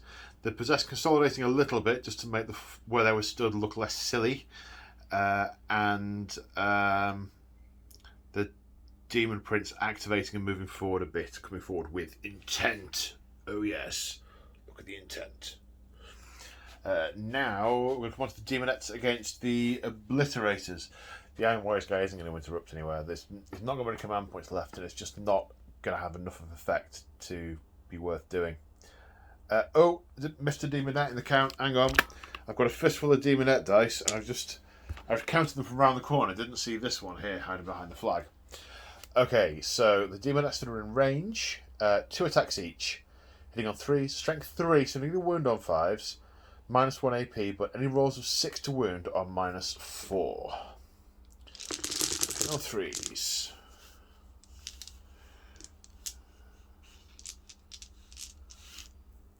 That's a fair few misses. Right, wounding on 5s, tricky bit. Right, these 6s are AP -4, so they are going to be invulnerable saves of 5+ for being demons. So that's 4 failed, and these are -1, so these are saves of 3+. So that's 7 failed. Now, do they have 4 wounds each or 3? I know back in the day, back in the day, there were 2 wounds each. 4 wounds each. So one of them's left on 1 wound. Sorry, one's fine, one of them's on 1 wound, and one's dead. Who's the easiest one to kill? Yeah, it's you, buddy. And consolidate. Yeah. Right. Where next, Batman? Right, let's activate these Chaos Spawn and see what they get for Mutated Beyond Reason. 1. What's that? Razor Claws. The hideous mutations of all Chaos Spawn in the unit are AP -4 until the end of the fight phase. They get D6 attacks each plus Shock Assault. So that's 12, 13, 14, 15 plus 4 is 19. And what do they hit on these days? 4+. Okay. Hitting on 4s. No rerolls or anything.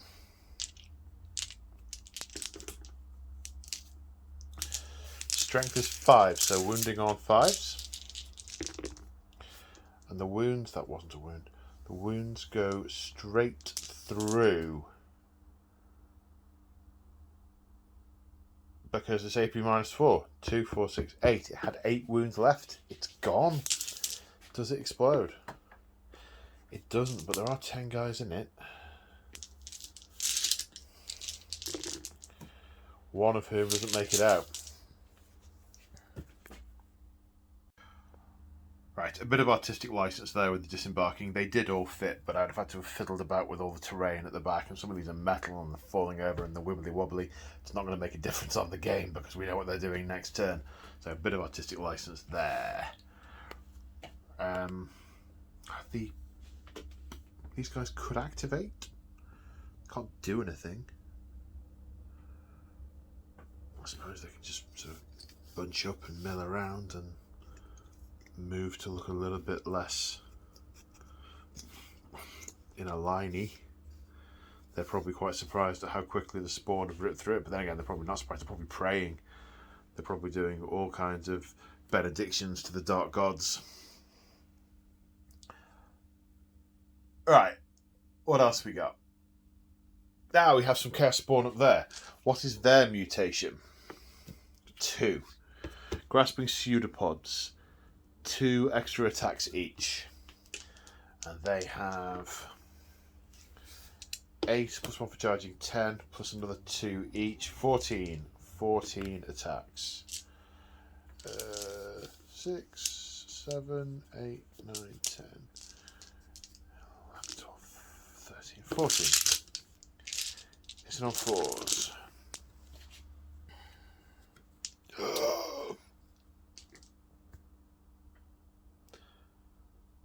Strength 5, wounding on 3s. I am regretting many of my life choices right now. Wounding on 3s. Whew, that's evened it out a bit. -2 saves of 5s. That's 3 legionaries dead from that. Then the Bloodmaster has 3 attacks on the charge, 1 of which hits. Wounding on a not that. Okay, so 2 Marines dead over there. Right, now we come to ongoing combat, and the other guy goes first. No one was assaulted this turn, so shock assault doesn't apply. 2 power sword attacks that both hit. Wound on 3s. 1 wounds, 1 doesn't. Save for 6. No.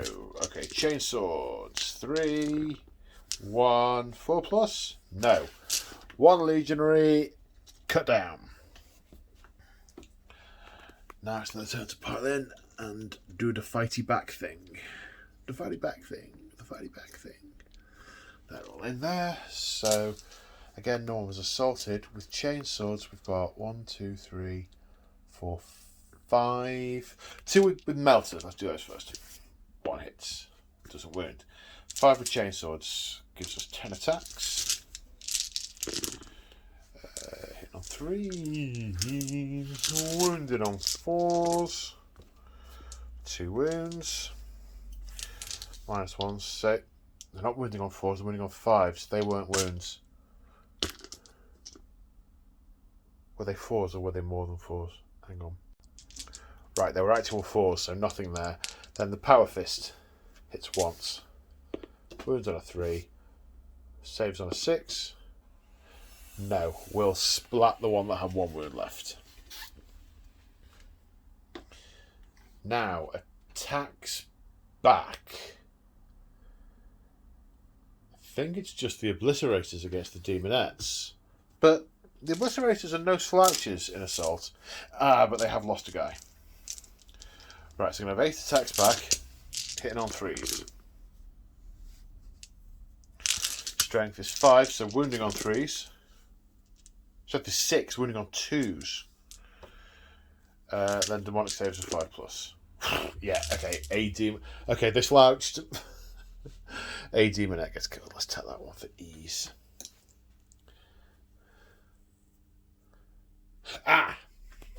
Now we have these legionaries fighting back. Now, to what extent can they pile in? This is going to involve two hands. Hang on.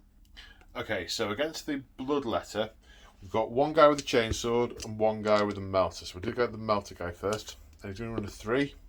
Burn, save on a 5. No, so the Bloodletter is no more. Now against the Spawn, first off we have the guy with the Power Fist, the champ. So he's going to hit on 4s because it's a fist. We're going to wound on a 3. No. Then 5 guys with chainswords, 15 attacks.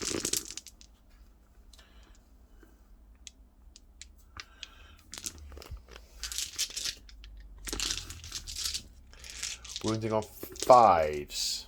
Whoa, that's some good wounding. 5 saves and 6 plus, because they have a 5 plus save. No saves. So, I don't know if any of them were wounded, but that kills 1 and leaves 1 on 3 wounds remaining. And these guys pile in.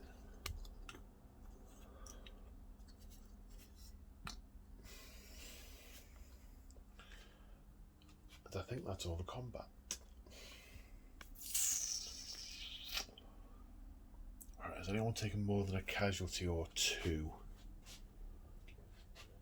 No. Although I have just realised I got all the guys out in this. I should have kept one off. 1, 2, 3, 4, 5, 6, 7, 8. No, I didn't. No. Ignore me. Ignore me. Okay, I think everyone that was severely damaged was killed. So that is the end of Word Bearer's turn 2. Oh, hashtag brutal. Start of turn 3. Start of Iron Warrior's turn 2. Turn 2. Oh. Word Bearers, Word Bearers, Word Bearers, Word Bearers. Iron Warriors. Iron Warriors. The Iron Warriors are in control of 2 objectives, so score 2 points. Let's see what they can do to push back this demonic tide. Okay, after the movement phase, the Rhino has backed out of the way to allow the Dreadnought to charge through and do all kinds of mischief here. All kinds of mischief. That wedge is staying firmly put and is going to start putting fire into things. 1 minute. Oh no, it stopped. The Terminators have rounded this corner and are intent on putting lots and lots of fire into those possessed and then charging the Demon Prince. Not an awful lot the Obliterators can do other than a desperate breakout, and I don't want to do that. The captain of the Breachers has gone through that handy door and run over here to take on this, whatever this is, and hit it with his Forge Breaker axe. Then over here, the Brawlers, the Breachers, are all set to go charging into this mess. The Dreadnought is also coming around, starting to get close to these, take some, do some wounds to these things. The Vindicator and the Plasma Cannon can try and do something to these. These Spawn. And if anyone can fire a Demolisher shell accurately and not splash it onto their own troops, it's the Iron Warriors. So, my head's spinning around trying to work out where is the best place to start, who's only going to shoot at one thing. And it's going around in circles, to be honest. But I do have the answer. I've already spent the command point. This Predator is going to use Methodical Annihilation to reroll any damage and target that Mauler Fiend with its 4 las cannons. Rerolling 1s to hit and wound because of the Warsmith. So 3 hits. Wounding on 3s, rerolling 1s. 3 wounds. Saving on 5s because Demon. To get through, d6 damage each, but we can reroll with Methodical Annihilation. We'll reroll the 1. to make that 6 in total. Can't remember how many they have. 12, so he's got 6 left. Okay, the unit of Marines is going to do the same as last time. Last cannons into that Mauler Fiend, bolters into these Warp Talons. So last cannons, we will reroll to hit but not wound. Reroll once to hit, I should say. Wounding on a 3, wound, saving on a 5. No, D6 damage. Can it be the big 6? OMG, it's the big 6. Does it explode? No. Another demon engine cored by precision. What's it called? Siege Mastery. Oh. So 14 shots with the bolters against the Warp Talons. Did we roll the ones to hit because of Chaos Lord? Very condescending title. It's not a Chaos Lord, he's a Warsmith. Winning on 4s. Yikes. Saving on 3s? Yikes, yikes. 2.5 dead. Oh, I'll reuse that dice. 2.5 dead. Youchie. Youchie, youchie. Okay. This makes things a little bit more interesting. So the heavy bolters from this Dreadnought will go into the Warp Talons as he runs past. Swivel his torso. Daka, daka, daka, daka, daka. Bang! But we're not onto the bang yet. Running on 3s. Saving on 4s because -1. 2 fail, kills these 2. Okay.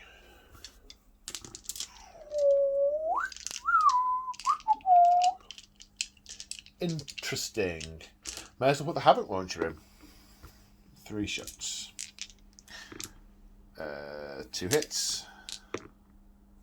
2 wounds. 2 saves. Right then. So where to go next? Right, well, whilst there are more than 10 in the unit, let's put the Vindicator in, so it's going to be 6 shots, hitting on 3s with all these rerolls. Wounding on 2s. Demonic saves are 5+. 4 saves. The warp is as thick as soup in the middle of the table there. D6 damage on the one that failed. Kills 1. Splat.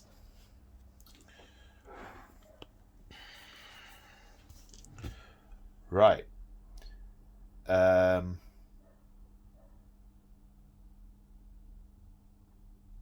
Warsmith will put his melter gun into 1, which hits, and wounds, and saves. Good, good, nice and easy. Right, okay, the Terminators. Do we want to do Veterans of the Long War or anything like that? Actually, let's do something else first. Let's do the Combi Melter into the Hellstalker, which hits and wounds. Save a 4+? Yes. Oh, I must remember the special save thing that the word bearers have got, but it's only against characters, so that's alright.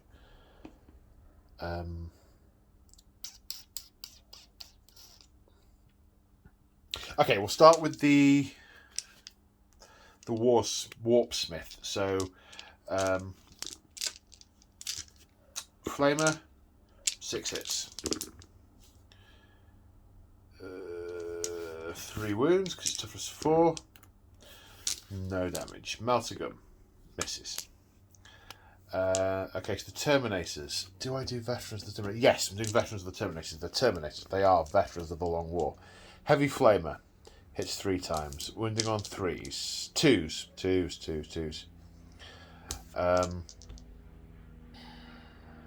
-1. Saves a 4.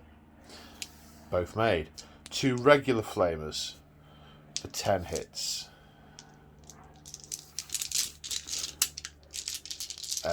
Winning on 3s because of veterans.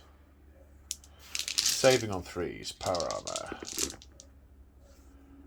1 fail. They are doing some good saving. Now the combi bits of the flamer weapons, which will hit on 4s. Wound and save. Then the regular combi bolter that hasn't got a -1 to hit. 2 wounds. Killed 1. 1. 1. 1 is not enough. Ow.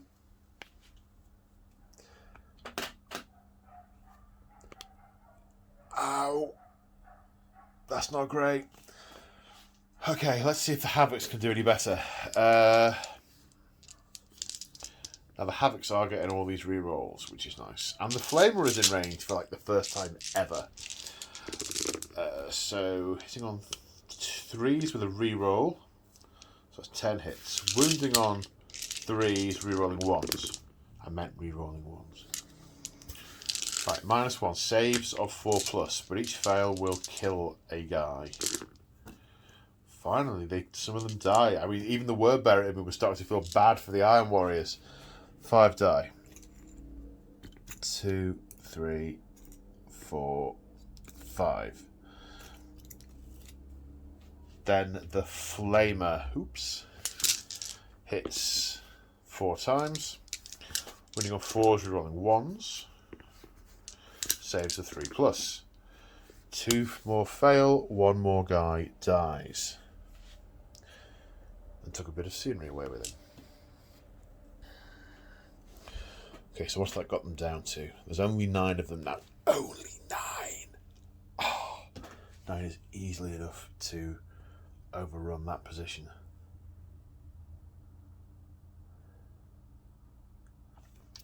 All depends what we do with the attacks here in the centre. I did want to take out the Demon Prince with those Terminators.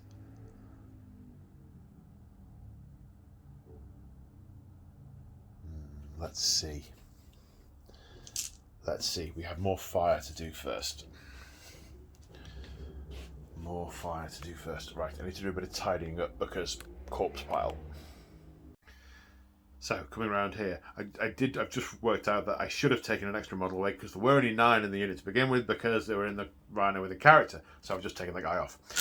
So, we are throwing a grenade into here, a load of bolt pistols, Maelstrom plasma pistol into the spawn. So, grenade is going to be 6 shots because it's never come up whether a grenade's a blast weapon or not, but if it isn't, then something is seriously wrong. Hitting on 3s. Wounding on 3s. Saving on 6s. 2 saves. That flak armour, yeah, doing its thing. 5 bolt pistols. 2 hits.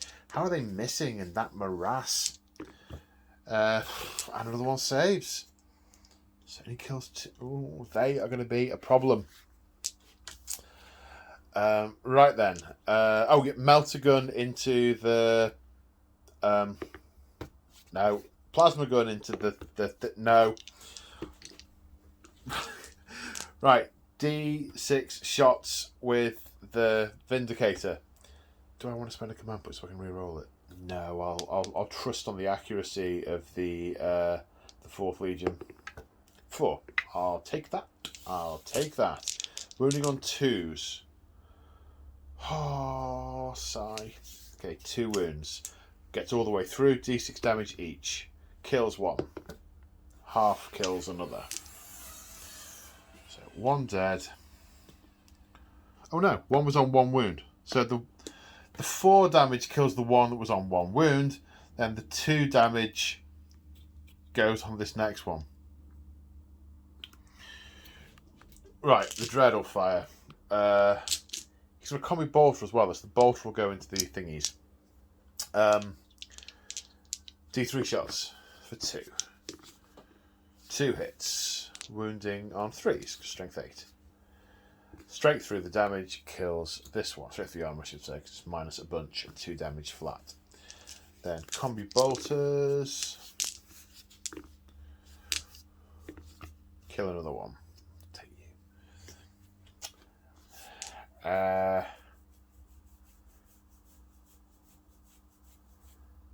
Is that everyone?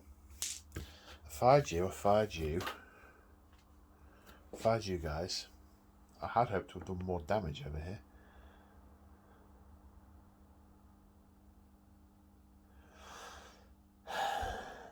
Yep. That's it. It must be the charge phase. Now, the question is, where is Overwatch going to happen? I'm just glancing back at my word bearer command points.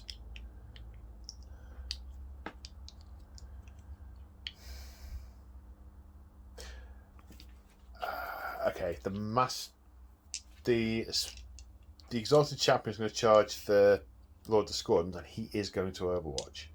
So he makes it in, because he can't fail at that distance. D6 shots with the Baleflame. That's 6.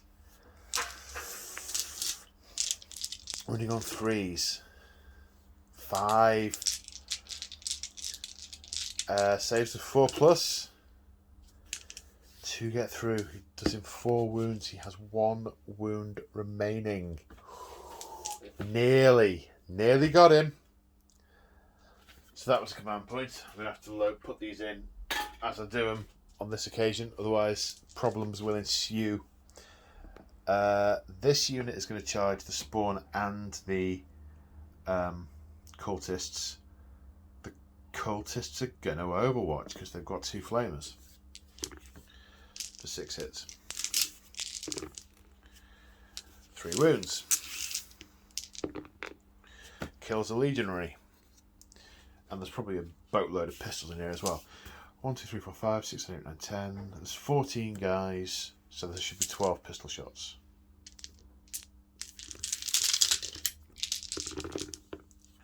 Three hits, 5s. 1 wound. Passes the save. Right.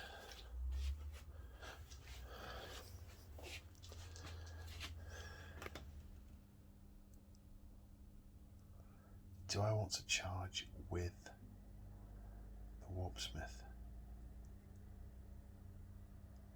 I mean, they're just going to murder him if I do. In fact, why didn't I run a long way away? Why didn't I run a long way away? Shock. I'm going to put that down to shock. Only once.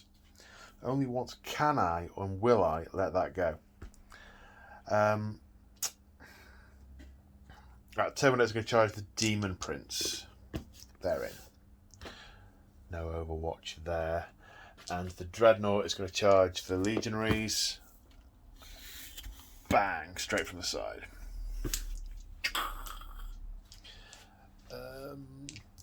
Right, a couple of units to move, then we'll get back to the fighting. Right, despite my reservations, I put the Dreadnought in as well. I think every little's going to help in taking out these cultists, because this objective is going to be quite closely fought, because we seem to be taking every turn one side is pushing and the other side is clearing them off. So this might come down to a point or two. So it might make the difference here. We shall see. Where we're going to start, I'm mindful of interruptions. So the place we're going to start is with the Exalted Champion against the Lord Discordant. So 4 attacks base, +1 for charging. Now he's fighting a character, so he's going to re-roll all hits and re-roll wounds. Which is nice. He's also using the Axe of the Forge Master, which does loads of extra damage to vehicles. But let's get some hits in first. 2's a hit for him. Exalted Champion, yes they are. 5 hits. Then roll to wounds. Strength is a bunch. However, against vehicles, the Axe of the Forge Master does D3 mortal wounds in addition on a 3+. So that's 3 mortal wounds. Minus... Well, he's got a 4+ invulnerable save, so let's see how that does. 1 gets through for 2 damage. That's how many wounds he's got. The Lord Discordant is kill-led. Killed. Now, do I want to interrupt? What I'm trying to weigh up... Right. Oh, he'll pilot. He'll come over this way. Rock. Word bearer guy wonders whether or not the... Well, I'll try not to separate myself in my brain. All of these weapons, these Terminators, have got a single wounds. The single wound weapons. He's got an invulnerable save. He's got a reasonably high toughness. But then again, they are going to be rerolling wounds because they're next to an Exalted Champion. So the wordbearer guy is now trying to work out whether he can withstand it or whether he wants to twonk these Terminators. Or whether he wants to tear rents into these guys with the Chaos Spawn. Based on what I said earlier. Yeah, but then it depends on who's free in the centre. I suppose what we don't want is so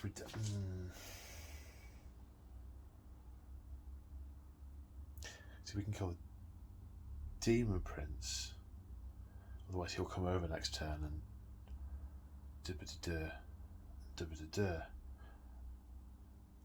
I think it's more important that the Demon Prince survives. Therefore, as the word bearer, I'm going to interrupt with the Demon Prince for 2 command points, which I'm going to go and spend now because this is getting complicated. Okay. Demon Prince says what? What? Chaos Lord, Sorcerer, Cypher. No, none of those guys. Sorcerer. Where is it? Where are they hiding it? Demon Prince. They put him in the middle of all the named characters for some bizarre reason. Okay, 5 attacks. Hitting on 2s. No rerolls because there's no one snazzy nearby. Yes, there is. He's re-rolling because of himself, because he's a demon. He's a word bearer, demon of Tzeentch. Therefore, he re-rolls. They all wound. Now he's got, what's he got? Hellforged Sword, Strength 7. Wounding on 3s. -2. So the -2. Saving on 4+. 2 saves, 2 get through. For how many damage? 3 damage. Kills 2 Terminators. Okay, it's going to kill you. That's going to kill you.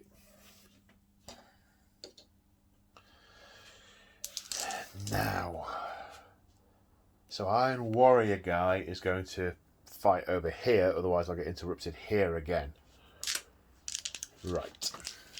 So what are we doing? We've got 3 guys that can go into the...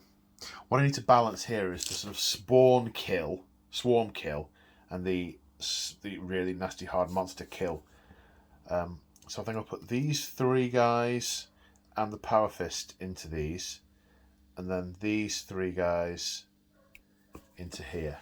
Yeah. Oh, I didn't look up when you use that stratagem. Not that I've got the command points left anymore. Oh, I still do. I digress. So Power Fist, 3 attacks to charge, hitting on 4s. 2 hits, good start. Wounding on 3s. Both wound. 2 damage each, kills 1. Then we have more dice, please. Come on, pocket. Then we have these guys hitting on 3s.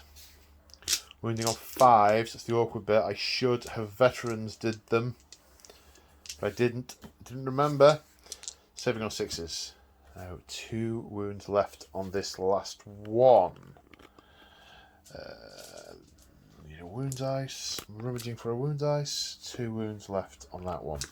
Right. So it gives me the guy with the melt has 2 attacks, and he misses them both.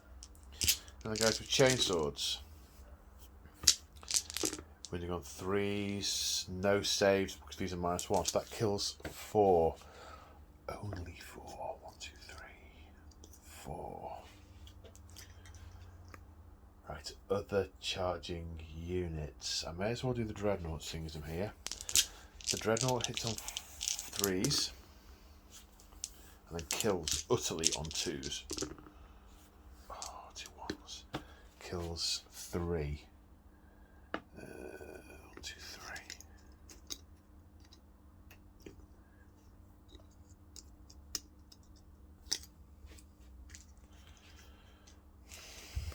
Right, I just need to check something. Right, Hammer Guy. 5 attacks, hit on 4s because -1. That is a shame. Dead on 2s. 2 2s. Well, I say dead, I might roll a 1. No, 2 dead. Okay, now the Terminators in the middle. Lightning Claws.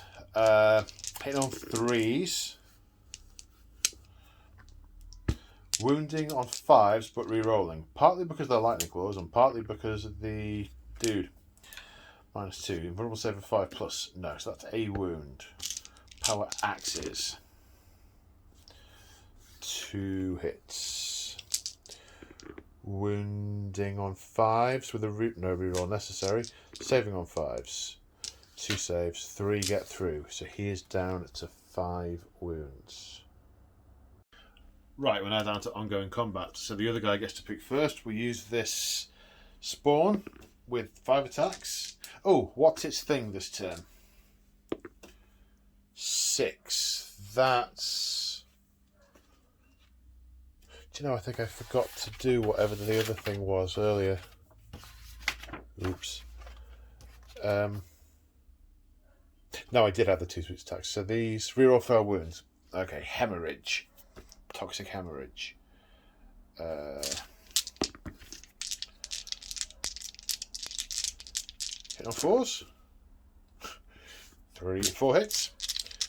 Wounding on 3s with a reroll. 3 at -2. Saves of 5. 2 saved. 1 died. Not you. Boop. Right, now the Iron Warrior to pick something from an ongoing combat. So we'll pick the bikes. 2 attacks with the Power Sword. Does a wound. And then the Chainsword guy does a wound. So another 1 dies. I did not expect them to last this long. Right, back to the word bearers for ongoing combats.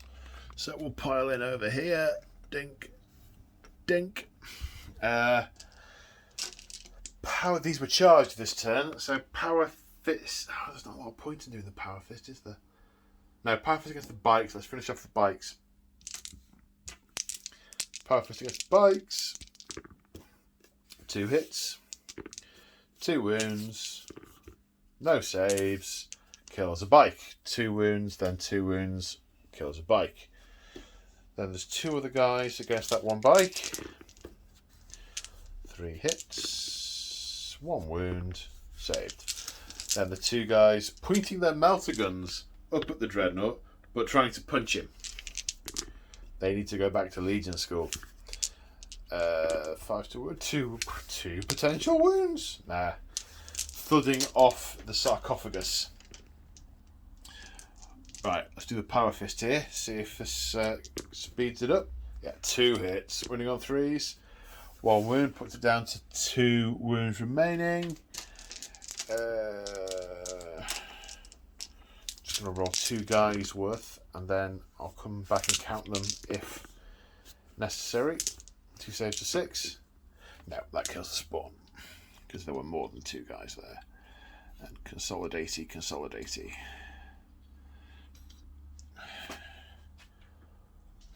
Right, now we come over here. So what is this Chaos Spawn doing this turn?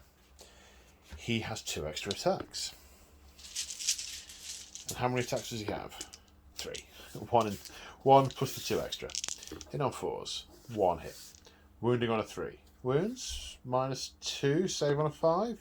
Yes. So he does nothing. Now the cultists are going to pile in. He can't go that way. He can't go. He can stay put. He can go that way. So that gives us 1, 2, 3, 4 and 2 flamers. 1, 2, 3, 4 and 2 flamers against the Marines. Oh, they're keen. 5 6s. Now the tricky bit, wounding on 5s. 3 wounds. Saving on 3s. Yeah, power armour, it's good stuff. Then hit the Dreadnought. 2 wounds. Saving on 3s. 2 wounds. They obviously just stuck a grenade in him or something. Now the question is now, has that really annoyed him? No. No. Well, it really annoyed me.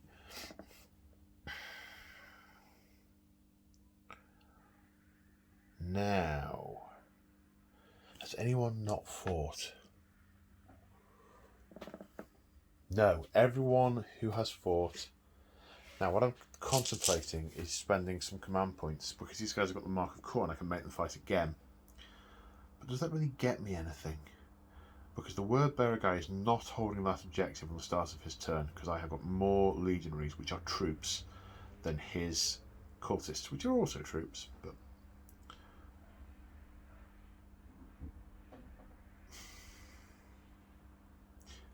no, I don't think it gets me anything. But we do have morale to consider. First things first, 2 command points on the possessed. They are going nowhere. Terminators can't fail. The spawn can't fail. These cultists can very much fail. No, but they're not. They're on a holy mission. They're on sacred ground. 1, 2, 3, 4, 5, 6, 7. 2 legionaries died. They cannot fail. No one else can fail. So at the end of Word Bearer's turn, of Iron Warrior's turn, oh! It's because they're off the ground. Completely missed this.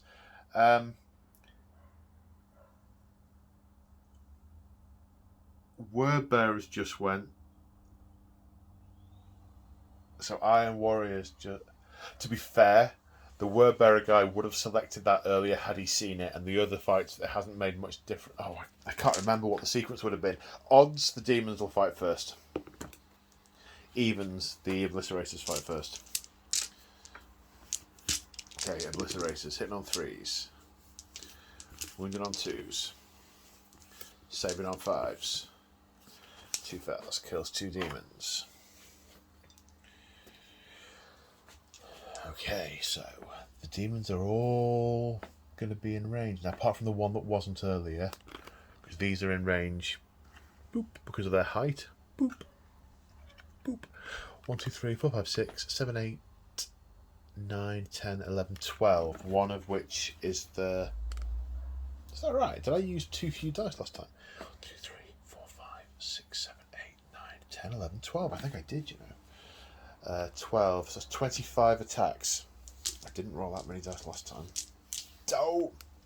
Right, 12 more, please, mister.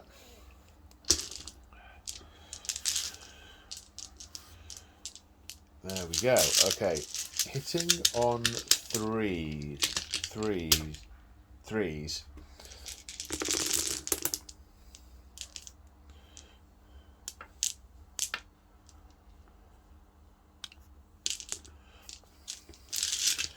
Wounding on 5s, but 6s do mega AP. Okay, so there's 4 at AP -4, so these are invulnerable saves of 5+. 2 of those go through, and 1 at -1.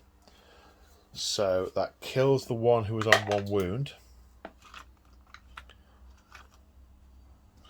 And leaves 1 guy on 3 wounds. As the demonettes pile further in.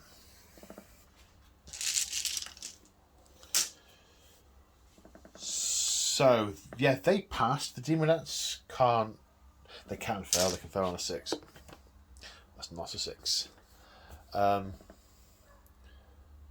so at the start of Word Bearer's turn 3... The start of Word Bearer's turn 3, Word Bearers control 1, 2, 3 objectives. So gain 3 points. Let's see what the Word Bearers do in their movement phase. Right. This movement phase has taken quite a while. There's been a bit of head scratching trying to work out how I can gain a maximum advantage points-wise, because this... I don't know which way this game's going to go. I mean, look at the dead piles. The Word Bearers have taken an absolute pasting, but they are ahead on points, and they do have a couple of objectives. It's all in the Iron Warriors half of the table, like apart from right the way back there, but it's not on an objective there. That Dreadnought may be messed up by going into that fight rather than staying here. Although we can fire into combat. Yeah, but that's for next turn. So I tried to work out if I could use Tide of Traitors to get on an objective. Short answer, no. Sorry, the phone very inconsiderately rang whilst I was using it. Short answer is no, because I'm going to be pushed 9 inches back by vehicles. I won't be able to get an assault on the legionaries. Because this rhinos here, I'm not going to be able to get close to that objective. I'd end up being way back in any direction because of where the enemy units are. So that doesn't feel like an option. I don't think I'm going to be able to hold this, and I haven't... Well, I'm not holding it at the minute. I don't think I'm going to be able to take it off the Iron Warriors. And I haven't got anything that can really move. I mean, if the Demon Prince was free-floating, maybe, but certainly not this turn. He's trapped with the Terminators. The Dark Apostle successfully did the Dark Zealotry, but there wasn't another relevant one to use. So he's coming over here to wallop that, basically all of these Iron Warriors that he can. The Possessed have moved on to start tearing through this little whirlwind that they are. And the Grace Possessed has advanced onto that objective next turn. I mean, he's going to get a melted good in the face off this guy. But I don't think there's anything he can do to take that guy out. Or maybe the Venom Crawler. No. Besides, it's a long way away from his stated objective. So the Venom Crawler has done something rather rash and has walked out in front of all these guns. But hopefully some of these guns will be dead or otherwise occupied. The Warp Talon has come over here to try and do some stuff to these guys. And the Dreadnought has positioned himself to get fire on these guys as well. I did contemplate falling back and putting fire into here, but really, if they're tying up a Dreadnought, that's probably okay. I just need to get as many of these Marines off this objective as possible. And then, even if I can't hold it because my one troop gets sniped, then at least I'm denying it to him. Because it's start of turn scoring, then you can't just zip on it with a bike by falling back if the bike is still alive. So that's my thinking-y plan stuff. Psychic phase, we're going to go for Prescience on the Possessed. Casts on a 10. So they are at +1 to hit. I could use a stratagem to do a smite as well, which might kill me an entire Terminator. I've only got 5 left, and I do kind of want to spend them. No, I think I'll leave that. So, shooting. We've got a... I didn't decide what I was going to do over here. I did... That's right, because part of me was wondering, should I actually fall back and put all the gun in? Can't do that now. I could, but it'd be... I don't think I will. In which case, the easiest thing to do over here is put 2 autocannons into that tank. 3 hits. 1 wound, saving on a that. Okay, that tidied that up for me nicely.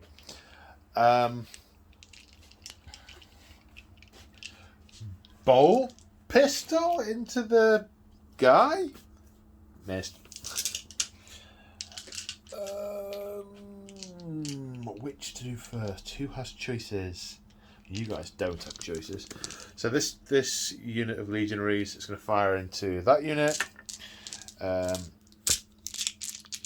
Heavy bolters first.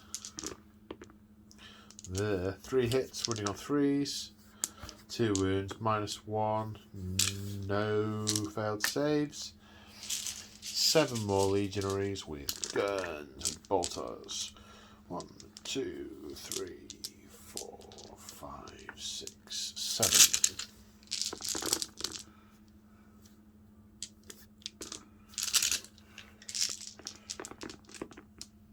Wounded on 4s.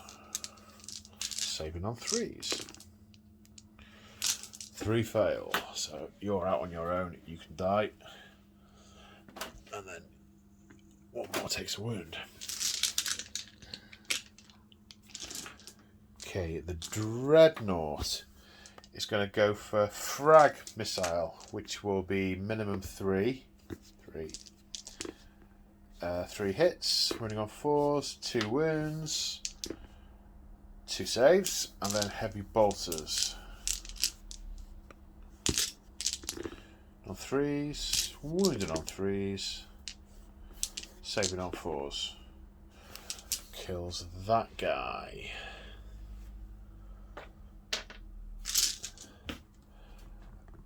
Okay, command point on Demon Forge for the Venom Crawler. 2d3 shots for 5. Hitting on 4s, re-rolling. 2. Wounded on 2s, or is it 3s? 3s definitely does it. Saving on 5s. 1 gets through, -3. 2 damage. Kills that one.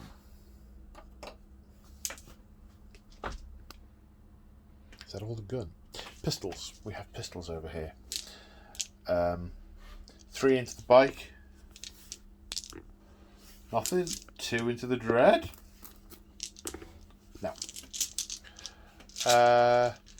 These cultists have pistols over here. Haha. Yes, they do. 1, 2, 3, 4 pistols into the legionaries. Come on. Stub gun for the win. Running on 5s. Yes, come on. No. Dread? No. You fired. You are quite thin on resources, word bearer wise now. It's now... It's got to be the charge phase, isn't it? Okay, so the Dark Apostle and his lackeys are going to charge in against the Terminators and the thingy guy. They make it. Dink. Coming, master. Yes, master.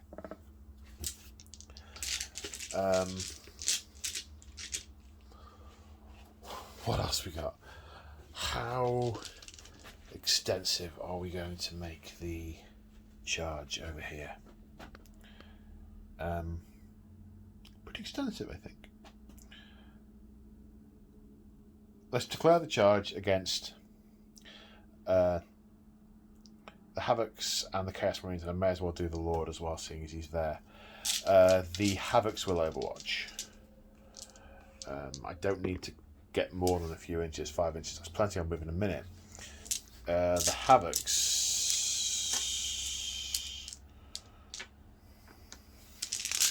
Heavy bolters hitting on magic 6s. 3. That's nice. Wounded on 3s. 1. Saving on a 4. Yes, the flamer hits 6 times. Wounds 3. Fails 1. 1 guy takes a wound. Right, fight phase. The Dark Apostle has 4 attacks on the charge. No messing about. He's going to stove this guy's head in. Hitting on 3s with a reroll. 4 hits. Strength 6. With no reroll. I don't know why I would have one, but... -2. Saves of 5+. He makes 2, but that one gets through and he splats. This guy falls.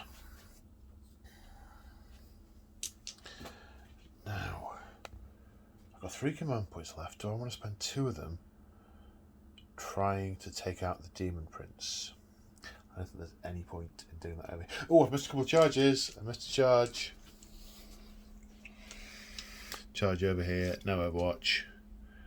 The Demon may as well charge. He didn't advance. No, didn't expect that to happen to work. Sorry, brief interlude there. Do I want to spend 2 of my last 3 command points on trying to kill the Demon Prince? We've technically just been charged, so we get extra attacks. Which just kind of makes sense, because this nutter is just wailing in, smacking brains aside with his big stick. Yeah.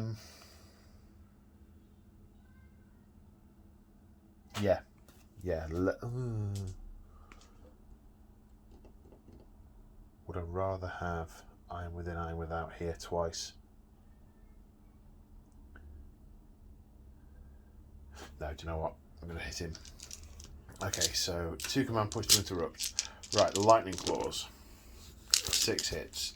Wounding on 5s with a reroll because of Lightning Claws. 3 at -2, saves of 5+. No. Now this time, when we get towards the end, I will remember that he's got Hexagrammic Warding, which I totally forgot for the Lord Discordant. Again! It's because I haven't got a card. Well, it's not because of that, but that would help. And then Power Axes. Can they do it with Power Axes? 4 hits. Wounding on 5s, no reroll. 1 wound, save of a... Not that. He's got 1 wound remaining. Short answer, no.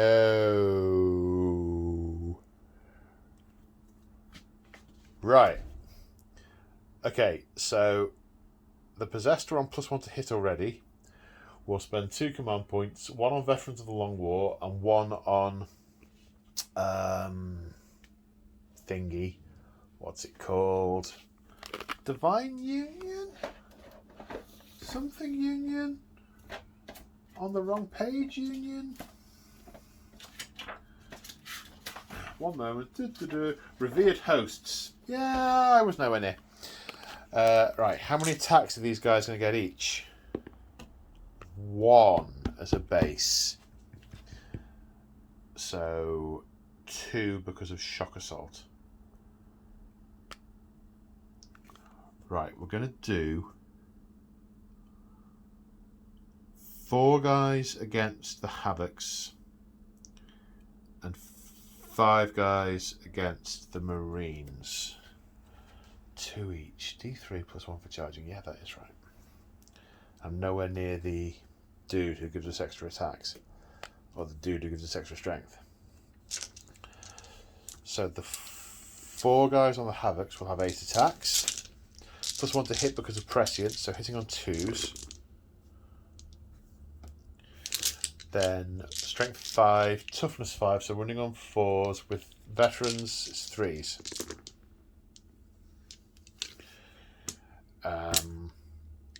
Saves -2 to damage. So that kills 3 of the Havocs. So let's take the 3 that are right at the front. And then there are 5 guys into the Marines at 2 each, so that should be 10 attacks. 5, 10. Hitting on 2s because of prescience. Wounding on 3s this time because of veterans. 2s this time because of veterans, because of strength 5. Right, saves of 5+. 1, 2 saves, kills 5 legionaries. Killing nearest 5.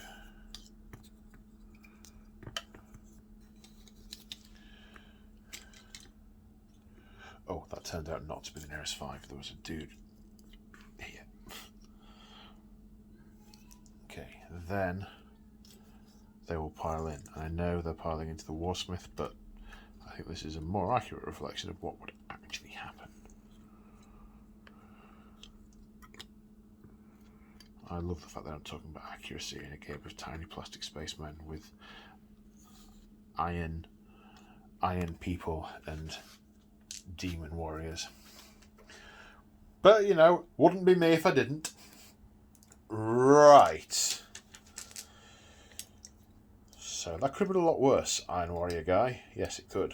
Of course, in the Death Guard Codex, so this is what will happen. Something like this will happen in the New Marine Codex. They just have a flat 4 attacks each, which, ouch.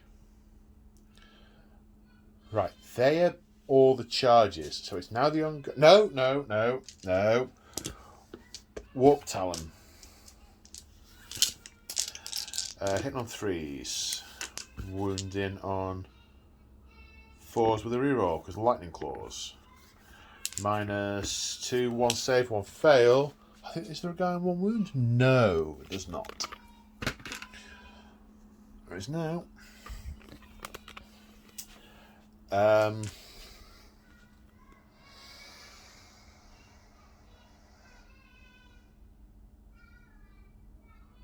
So the Iron Warriors will get to do our fight first. We're going to do a fight? Yeah, we're doing a fight. Do I want to fight over there? I don't really see the need to fight over there first. I think we'll come over here and try and thin out these cultists. Yep, that's what we're going to do.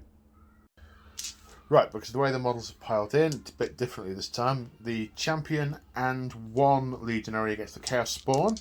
Champion hitting on 4s with his Power Fist, wounding on a 3, kills the Spawn.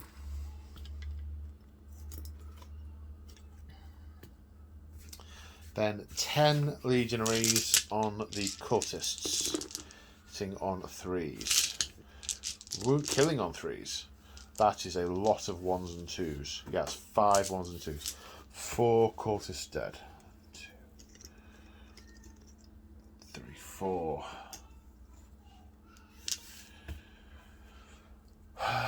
Right, word bearer guy to go. Okay, let's do this fight over here. So, a Power Fist against the bike. 1 hit. Wounds. Doesn't save. So the bike has 1 wound left. 2 guys with chainswords. 2 hits. 1 wound. Save for 4+. Yes, so bike on 1 wound. And the 2 guys are going to point up their melters again and then try and kick him in the shins. 3 shins successfully kicked. 2 wounds. 2 saves. Right, back with Iron Warrior guy. We will attack these cultists 4 times. And hit 4 times, killing on 2s. Yeah, these cultists are jam-bred dead. And he can consolidate 3 inches towards those guys. And I've just remembered these demons exist again. So now word bearer guy is going to use the demonettes. 25 attacks last time, so one of them's dead, so it'll be 23 now. 3, 5. 8 more, please, Bob.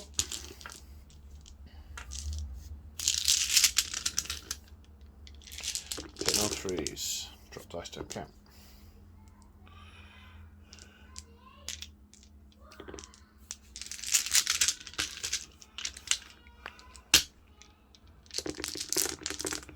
I don't know if you can hear the noise in the background, but if I actually close the garage door, I may actually saute myself, and therefore this video will never get released because they'll find me in weeks broiled on the floor. So yeah, so these are hits. Wounding on 5s. 6s for the uber wound. Oh, no uber wounds. We're not going to get him. 3 remaining. These are -1 saves of 3+. Takes 1 wound. I won't get in there at the dice. He's got 2 left. May as well do him whilst I'm here. 2 hits. 1 wound. Saved. Right, I need a brief break for a corpse cleanup. Right, now these legionaries are going to attempt to slap down this warp talon. Power fist. 1 hit. Wounds. Doesn't save. Consider him slapped. Okay, now Demon Prince didn't charge, however gets an extra attack because of the warlord trait of the apostle, and gets extra strength because of the presence of the greater possessed. I'm not quite sure how he can invigorate him, but we'll gloss over that. We roll to hit because of thingy. Well, 2 reasons. One, because Demon Prince, and the other because Dark Apostles. Strength is 8 with the sword and the buff, so 2s. Saving on 5s. 3 saves. Was it 3 damage each? I think it was 3 damage each. It was earlier. I know some of you are saying, yes, it was 3 damage each. What is wrong with your short-term memory? The answer is I can't remember. 3 get through, and the Terminators are taken out. So their hope of slapping down that Demon Prince, forlorn, I say, forlorn.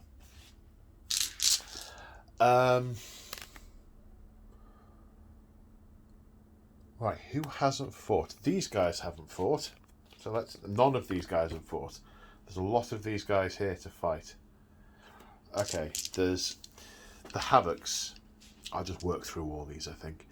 The Havocs. The champion will have 2 attacks base. He has a chainsaw and he was charged, so he'll have 4. Wounding on 4s. Let me check the wording of the warlord trait of the Iron Warriors.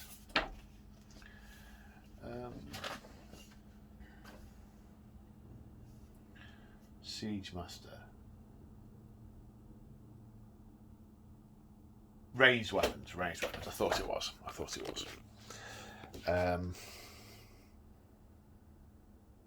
Yeah, nothing. Right, these legionaries over here, well, they'll pile in. Boop, boop. There is a champion in there. He'll have 3 attacks. He has a power sword. Reroll the 1 because of Chaos Lord. Wounding on 3s. Saving on invulnerable. No, that kills this guy who was on 1 wound. Then 4 other legionaries who have 2 attacks each because shock assault. Reroll the 1 because Chaos Lord. Wounding on 4s. 2. Saves a 3+. Wound gets through. Where did I just put that wound dice? Have I put it in the non-wound dice pocket? Oh no, I put it over here on the table. Alright. Now the Chaos Lord. He has 4 attacks, +1 for being charged. Hitting on 2s, but he's got a power fist, so 3s, rerolling 1s. Wounding on 2s. 3. Saving on 5s, none. So he finishes this one off and then crunches 2 more inside his powered claw. So that kills 4 of the possessed.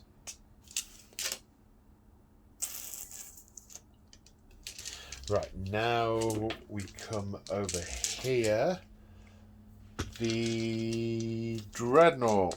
4 attacks, hitting on 4s. Smushing on 2s. I say smushing. No, 1 wound apparently. Does a single wound. Let's see if the guy with the power sword can finish it off. Yep. Okay, so 1 legionary dead. Doesn't seem like enough from a Dreadnought flailing around a hammer that size.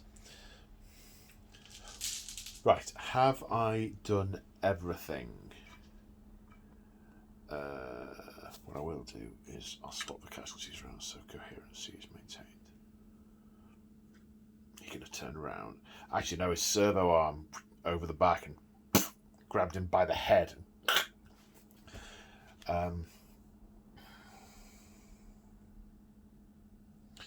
Looking for fights. Okay, I think that's it. So I think we're in the morale phase. Now, the possessed have... They lost 4. 7, they're fine. These legionaries lost 5. Also fine. The Havocs lost 3. Also fine. I don't think anyone else has taken significant casualties. I think it was all there. And no one is giving any... No one's backing off. So that was Word Bearer's turn 3. At the start of Iron Warrior's turn 3, the Iron Warriors are holding 1. OBSEC. 3. 4 objectives. So, turn 3. God, turn 1 was 0-0, obviously, because you can't score in turn 1. Turn 2 was 2-2. It's now 5-all. See what the Word Bearers do. Obviously, we've got to try and push these... see what the Iron Warriors can do to push these guys off these objectives. Whilst holding our own. Okay, right. Iron Warriors, turn 3. Okay, so it is still balanced on a knife edge. The Warpsmith is going up to try and kill this thing and take it off this objective. Maybe the geneseed's in there. And maybe take a cheeky shot at that Demon Prince who's on 1 wound. Here, these guys are remaining engaged in order to continue fighting. The Marines these legionaries are actually not engaged, which is good. So the tanks can fire, which is super. Over here, the Marines have gone forward but not left the objective. I'm going to put as much fire as I can into these enemies. They've stayed put. Over here, the legionaries are on the objective, but they moved into firing range of these 2 reprobates. The Vindicator has rolled onto the objective, and along with the Dreadnought is spying these things. So again, the order I do these in is important. I think they've totally forgotten the demon fight going on up there, but we'll ignore that for the minute. Oh, that's what they're doing. What's only firing at one thing? Okay, so that Dreadnought is only firing into close combat over there. So he's going to hit on 4s, because he's firing his heavy bolter into close combat. 3 hits, winning on 3s. Saving on 6, 4s even. No, 3 dead. I don't really want to take either of them out of combat. So I'll take the nearest 3 off. No, I won't. I'll leave. Yeah, I will, because it's more realistic that that's who he's shot. But then the Cobby Bolter will fire also. Hits 3 times. Doesn't wound. But that leaves the Dreadnought free to harass other things. Nicely done. Nicely done. Okay, the Combi Flamer, the Havoc Launcher, and everything from this squad is going to go into the Venom Crawler. After all of which, the Venom Crawler has 5 saves to take. And fails 1 of them, taking a wound. Okay, over here, Warpsmith. Flamer into Demon Prince. Melter into Possessed Thing. Flamer hits 3 times. Wounds on 5s. 2 wounds. 2 saves of 3+. Okay, so we spend the command point on Hexagramic Ward to turn that into a 6. So that is not failed.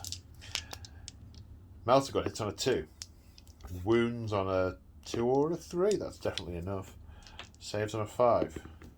Yes, okay.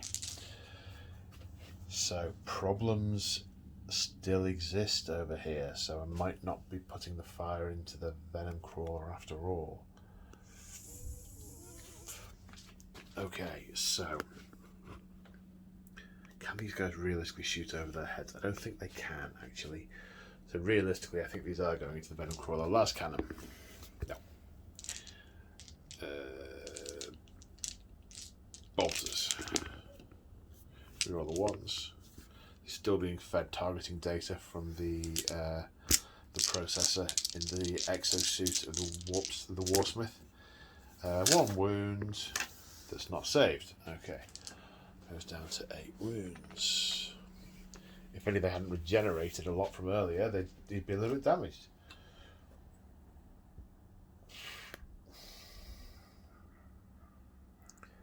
Right.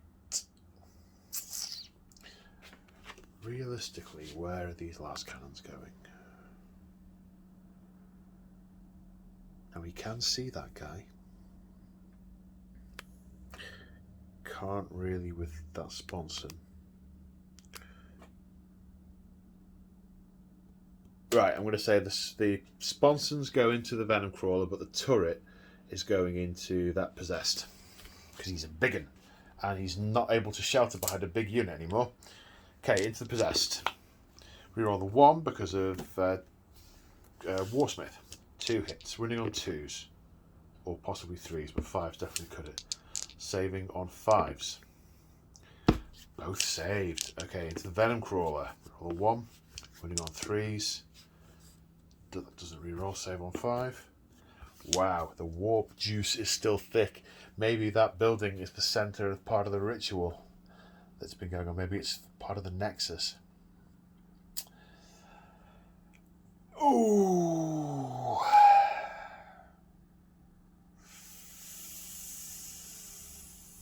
Well, there's a couple of pistols here. Pistols into the possessed. 2 wounds. 1 failed save. Pistol from the Warsmith. Wounds. Saves. Okay, so we need a wound dice. Put it on one of these because it was shot by one of those guys. Where's this Vindicator going? I think it's a bit effing risky to fire the Vindicator at him, given he stood there, so I'm not going to. Vindicator into the venom. Do I want to spend a command point on methodical annihilation? It is a vehicle. Yeah, why not? We'll do it to reroll the type if necessary. How many shots? 1. Reroll that for 4. Hitting on 3s. Wounding on 3s. Saving on 5s. 2 saves. D6 damage for 1. Wow. Thick warp. Command point spent. Oh, we are running out of stuff.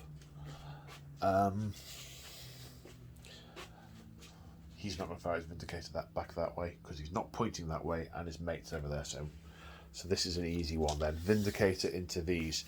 There's 10 there, so it's automatically heavy 10. 3 hits. 2s. D6 damage. Okay, kills 3. We'll not take them from there. Yeah, we'll take those.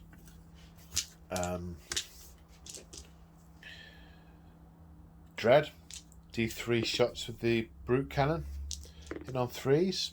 Yep. 2s to kill. Yeah. 2 more dead. Combi bolter. 3 hits. Force to wound. 2 wounds. 1 failed save. Oh, I'm bereft of little red dice. Oh no, I'm not. In a pocket. I'll put it on here.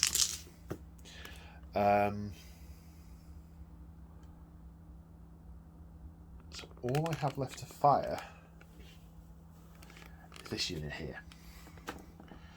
I did want to take out all of that lot, but I think firing at the big flappy thing is definitely the way to go.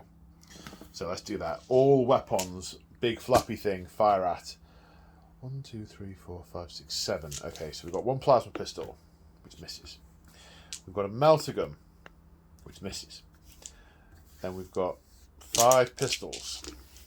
Oh, the pistols hit. Wounding on 5s. No, not a 1. Ew! Problem, problem, problem. Okay, charges. The Dread is in. Crunch. And the Warpsmith is in. There's no Overwatch against either of these. Now, they're not charging that Venom Crawler, they're staying on that objective. But this Dread will charge both of these. Smack.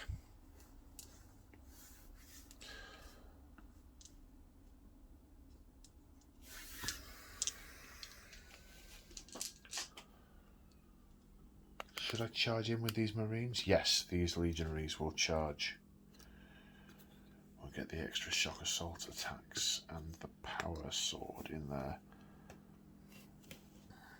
Except you can actually, go to where the fight is. Right, charging units first. He does have the ability to interrupt. But realistically, the only one that's going to really count is here. Let me see how good a Warpsmith is in a fight. And how many wounds the other guy's got to get through. Warpsmith, 3 attacks and 4 on the charge. With a standard power axe. He's got his relic though. Now let's look at what... Oh dear. Oh dear, oh dear.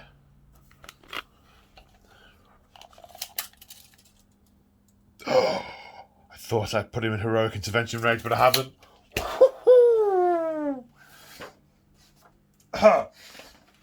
Sharp intake of breath. Come on, where are you? Great and possessed. 5 wounds to get through. Toughness 5.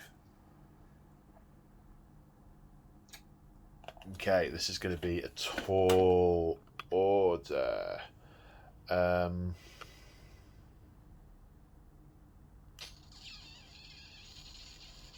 We'll do Veterans of the Long War for our last command point. Right, 4 attacks on the charge. Hitting on 3s. Okay. With his power axe, he's strength 6, so would wound on 3s, but veterans makes it 2s. That might make a difference. Demonic saves of 5+. Makes 2 of them. So he's got 4 wounds remaining. Oh. Now, 4 attacks with the Mecha Tendril Venom Hive. Each hit does a mortal wound. So he needs to hit with all of them to kill him. He misses twice. Okay. So that guy has 2 wounds left. The amount of... Yeah. The amount of fire. Okay. Who else charged? Okay, the Dreadnought charged over there. Do you know what? We're going to have the Dreadnought is going to smack the other Dreadnought. In fact, I probably should have charged him straight in just at the Dreadnought. That would have been much more fitting. So we'll say we've done that. 5 attacks. Hitting on 4s because the Dreadnought Thunderhammer. Wounding on 2s. 2 wounds, no save, d6 damage each. -1 on each. Becomes a 5, becomes a 3, that is 8. It is dead. Does it explode? It does not, but it is walloped in a 1-shot. And he piles on into him. Boom. Have some of that. Speaking of some of that, Hell Brute Fist over here. You can see that. Hitting on 3s. And then killing on 2s. 3 more dead. Oops.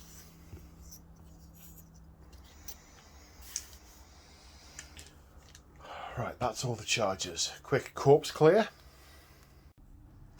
Now the word bearer can pick a unit for ongoing combat. I've just realised because I've charged him, we're giving him more attacks with these possessed. That was stupid. However, we're going to spend another command point to make them 2 damage. How many attacks each are they going to get? 1. So, how are we going to distribute this?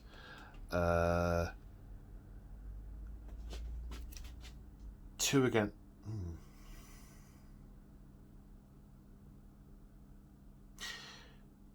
These 2 against the Lord, because he's within half an inch and he's within half an inch of him. And these 2 against this unit. No, that doesn't feel right. These 3 against the unit. This one against the Lord. In fact, these 2 against the Lord. Let's kill the Lord. We're not going to kill the Lord. The other one will go against the... Yeah, let's kill the Lord. The easy bit first. Let's do the 3 against the unit. The Havocs.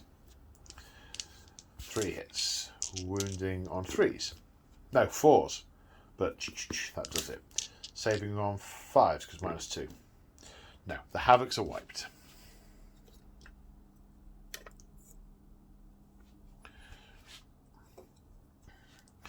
Then the 2 guys against the Chaos Lord.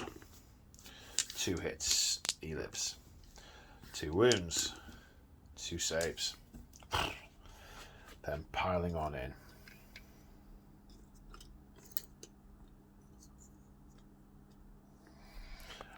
Right, now it's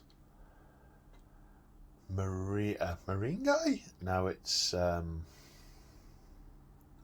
Hands guy. What Iron Hands ones are there? There's the bike. Iron Warriors.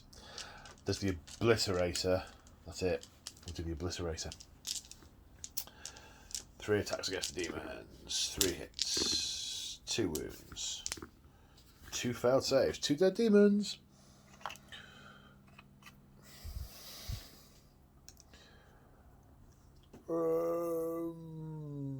Word bearers that haven't fought. Okay, the guy will fight the bike. That's only on 1 wound. 1 hit. Doesn't wound it. Right. It's now all ongoing stuff, I think. In fact, I think all the word... But no, they haven't.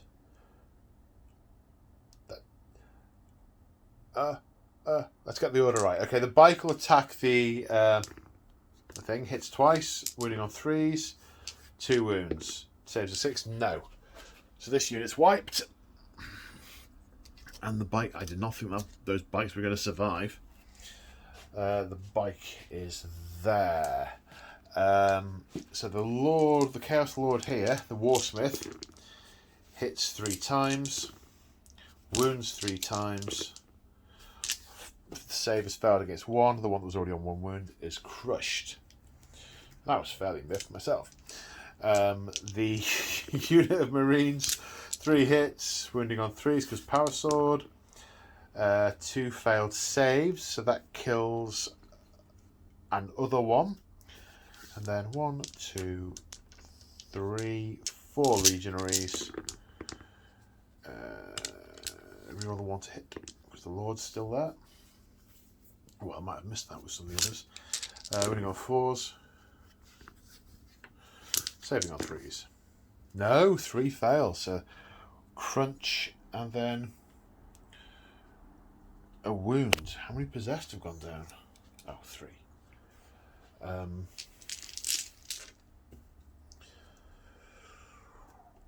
Right, the greater possessed against the other guy has 5 attacks, and he was charged. 5 attacks, hitting on 2s. Yep, they all hit. Wounding on 3s, book of strength 5. They all wounded. What's stat line of this thing? -2 D3. Okay, so saving on 4s.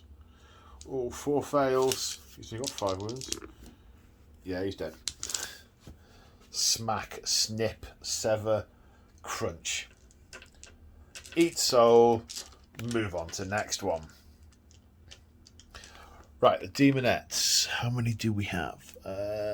1, 2, 3, 4, 5, 6, 7, 8, 9, 10, 11. So that's 22 plus 1, 23.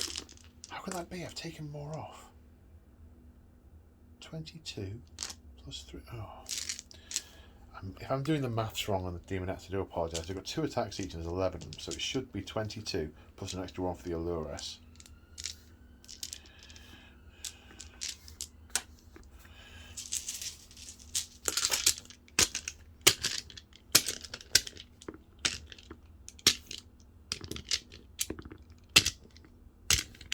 Come here.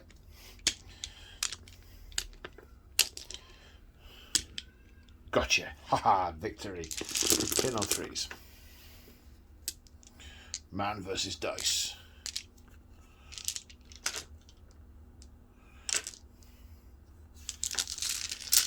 Wounded on 5s. 6 is Uber stuff.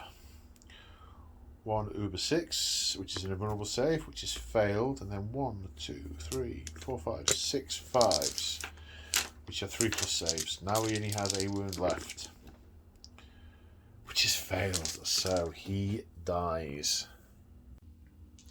Okay, so these guys are going to hit back at the Dread. 4 hits, 2 wounds, 2 saves.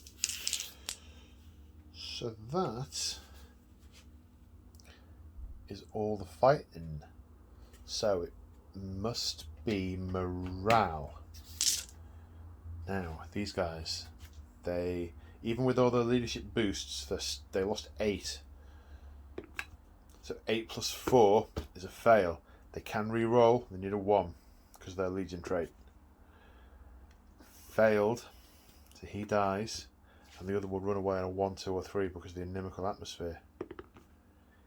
He stays, and he's going to obsec that objective at the start of the word bearer's turn. The possessed lost 5. They can re-roll. 5, 7. They are fine. They're doing what they do. So, the end of Iron Warrior's turn 3, i.e. the start of Word Bearer's turn 4, the Word Bearer... I can't believe how close this could have gone the other way. He's just about holding on to that one in the centre, and he's just about holding on to that one there. So it's... come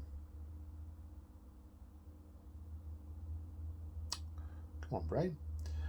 So the word bearers get 3 points. 1, 2, 3. Taking their total up to 8 as we go into word bearers turn 4. Okay, so the word bearers have moved. Now, I could, by the letter of the rules, have fallen that guy back and still been denying that objective to him next turn. But I think if he's holding the objective, he's staying there to hold the objective. So that's what I'm doing. And that would be gamey. The Demon Prince and the Dark Apostle. The Dark Apostle has cast the reroll to hit, and he's cast the harder to hit me on himself. They've come over here. They've ordered these demonettes to guard the front of that, what I'm now going to call chapel. But they didn't get a good enough advance roll, so the Greater Possessor is waiting for them to arrive before he can be let off the leash. He won't abandon the sacred duty that he has. Then over here, the Venom Crawler has gone up super duper duper close to these guys to, say hi and shoot them and stuff. So, speaking of which, psychic phase. We're not doing a psychic phase because he's only got 1 wound left, and ouch. So shooting, bolt pistol against a Dreadnought. No. Not a massive surprise. Do we Demon Forge? No, that's not what we do. The first thing we're going to do is we're going to get these legionaries to shoot at these marines. So, heavy bolters, 4 hits, running on 3s, 1, -1 saves, yes. They have not had a good game. They are not well loaded, or something like that. 6, 8 please, here we go.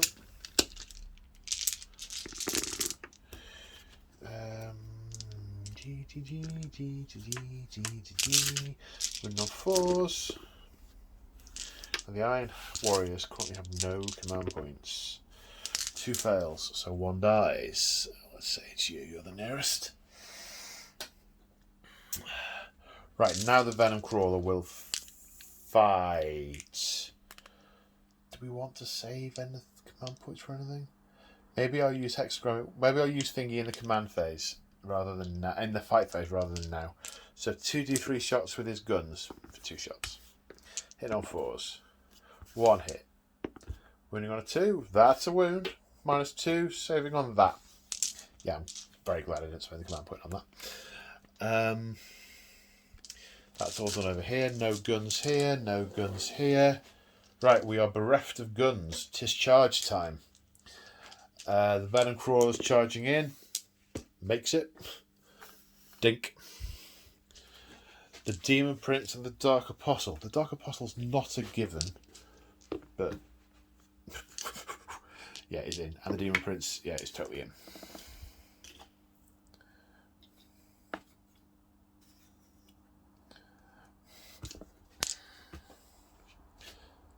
That's it for charges. So let's do the Demon Prince first. 4 base, +1 for charging, +1 for being stood next to the Dark Apostle. Hitting on 2s, rerolling 1s for a number of reasons. Strength is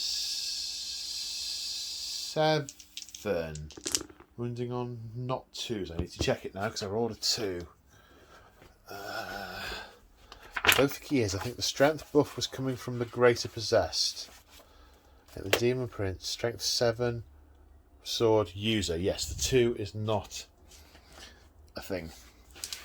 Saves of 5+. 1 save, so that's 4 dead. 1, 2, 3, 4. Then the Dark Apostle is going to have a go. 4 attacks, hitting on 3s, rolling misses. 3. Strength is currently 6, so winning on 3s. And minus some. They're both fails. 2 die. Okay, do you know what? I'm going to do his attacks back now. He's going to punch the Demon Prince in the face. Once. Doesn't wound. No, he's not.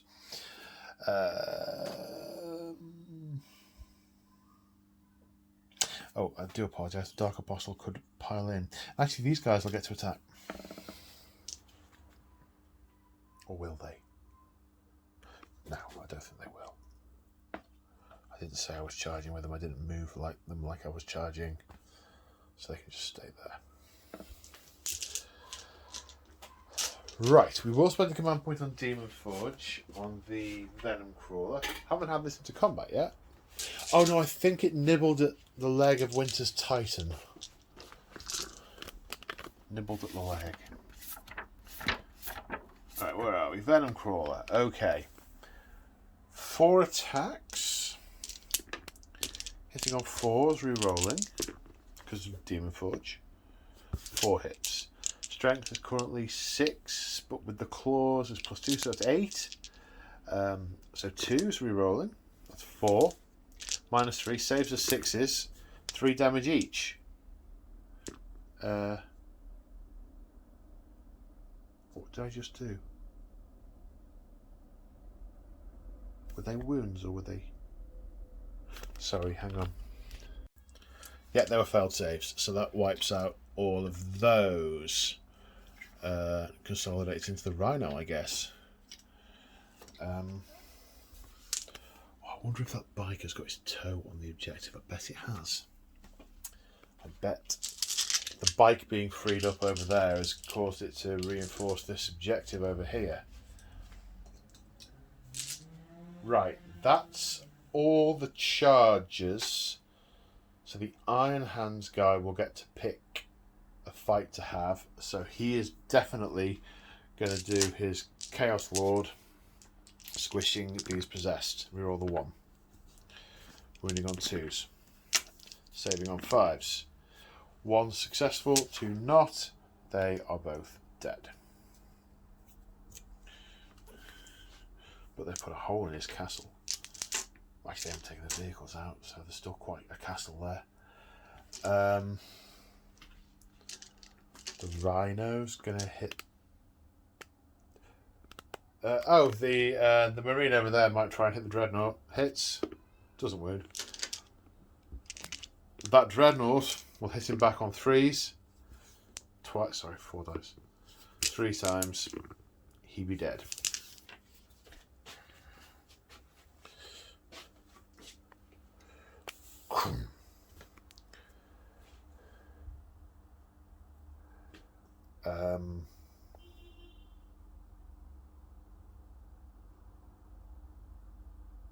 Did I do that? I did do the Power Fist attack back, I'm sure I did. There's a Rhino attacking back 3 times.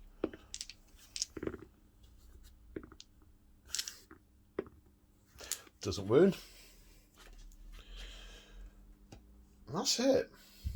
That's it for Word Bearer's turn 4.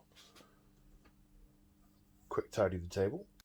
So started by Warrior's turn 4. They hold that objective with 2 models. They hold this one, 2. They don't hold that one, don't hold that one. This one is evenly contested. There are 4 models within 3 inches of it. None of them are OBSEC. Oh, it's OBSEC! It's a troop, it's OBSEC! His objective secured, so the Iron Warriors do control this one. And they control this one, so that's 4 objectives to the Iron Warriors, taking them to 9 points in turn 4. Okay, so over here, I've just kind of done what I said here I wasn't going to do there, but I think this is a different scenario because he's fallen back off this objective. I haven't moved, I haven't stayed in range of it. I've fallen off it. And I think he's fallen back. He's got less religious zealotry as the other guy. He knows there's a Vindicator here that's about to fire shells very, very, very close. So I think that's a totally different scenario. Hellbrute the Dread sticking his head around the corner to shoot stuff up here.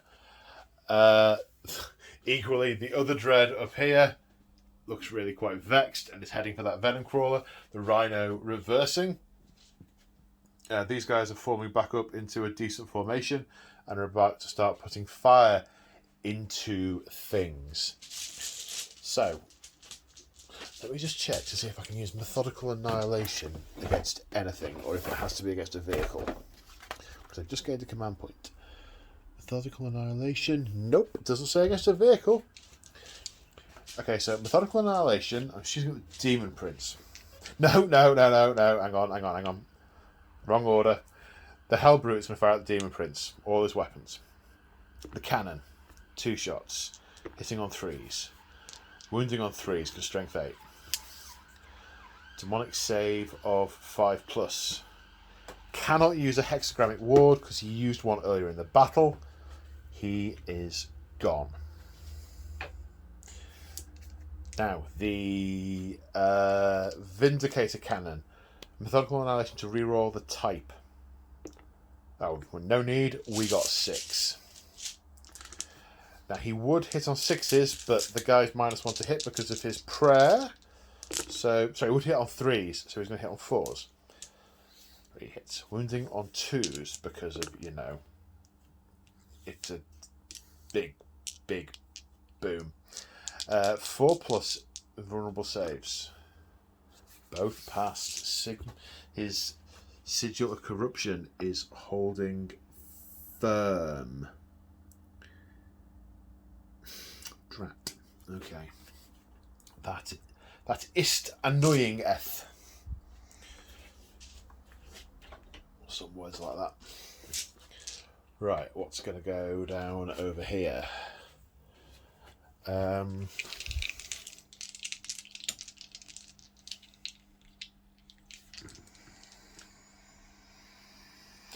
Last cannon into the Venom Crawler, bolters into the demons. Venom Crawler hits, doesn't wound. Bolters.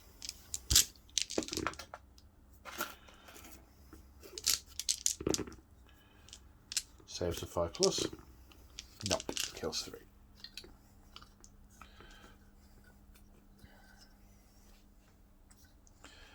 Okay, what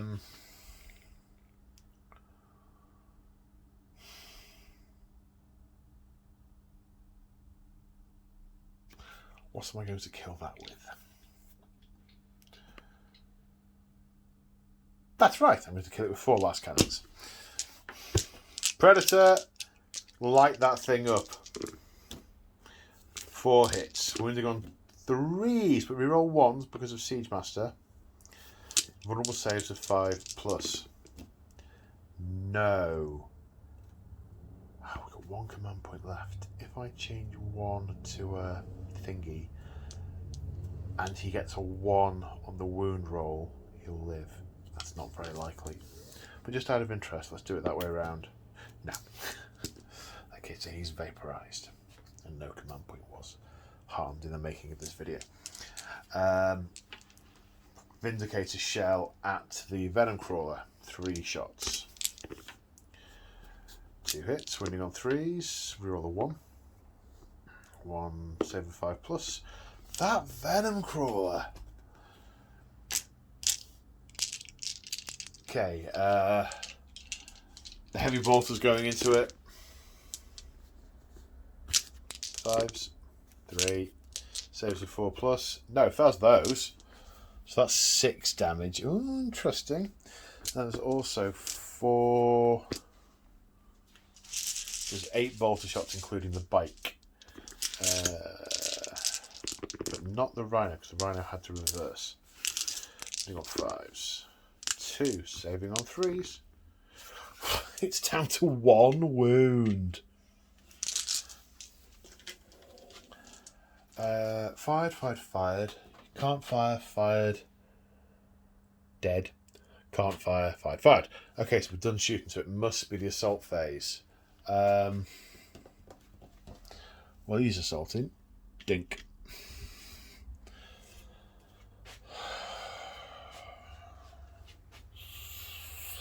That's it. That's got to be it. There's no other way.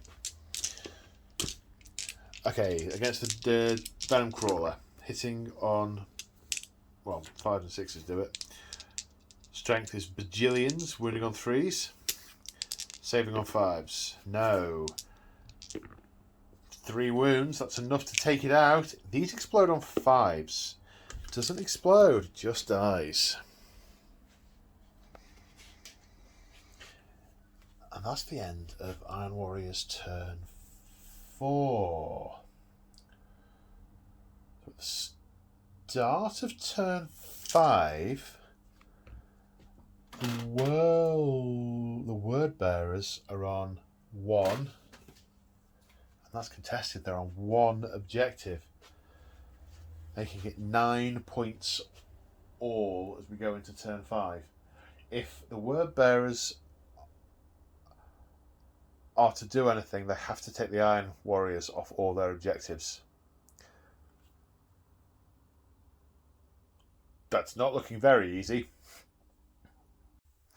And realising that they have been comprehensively routed, the word bearers withdraw. They abandon the sacred site, which is, and the ritual busy desecrating the geneseed, and the Iron Warriors are free to plunder it to their heart's content. The word bearers won't be seeding this moon, however. because this is their operation. These warriors will pull back and they will return in force, and the Iron Warriors had better be gone by the time they do. So I called it there because physically not enough dice to get them off that objective or that objective. Very unlikely to get off either of these either. So the score had to... It was a draw as it stands. So if the Iron Warriors got 1 point at the start of their turn, it's victory to the Iron Warriors. So, yes. Well, that was a swingy game. That could have gone either way at so many points. The one turn when it was a 2-point swing. So right now, the score could actually be 11-7 to the word bearers if those two things had just gone slightly different. Or have I got the wrong way around? No. It will be 11-7 to the Iron Warrior. Anyway, it was a very swingy game. In the end, it turned out to be an absolute bloodbath. I think the lack of ranged firepower I had in the word bearers list, I think that cost me, and that was an issue. I don't have a huge amount of ranged firepower in my word bearers army. It is mostly up close and personal, and my Mauler Fiends got mauled. Those possessed, that blob of 20 possessed. I love that, the way it just tore through absolutely everything. But it did get blunted. It got stopped by the immovable object of the Iron Warriors and their dour duty. But at quite a price. But they were unsupported. That was just the possessed just doing their thing. Absolutely amazing. I really enjoyed playing that. I hope you enjoyed watching it. As I mentioned at the start, if you're interested in more of the War of the Ten Legions, check out channel memberships. There's a good half dozen in there, and more are going on all the time. Well, periodically I put another batch on.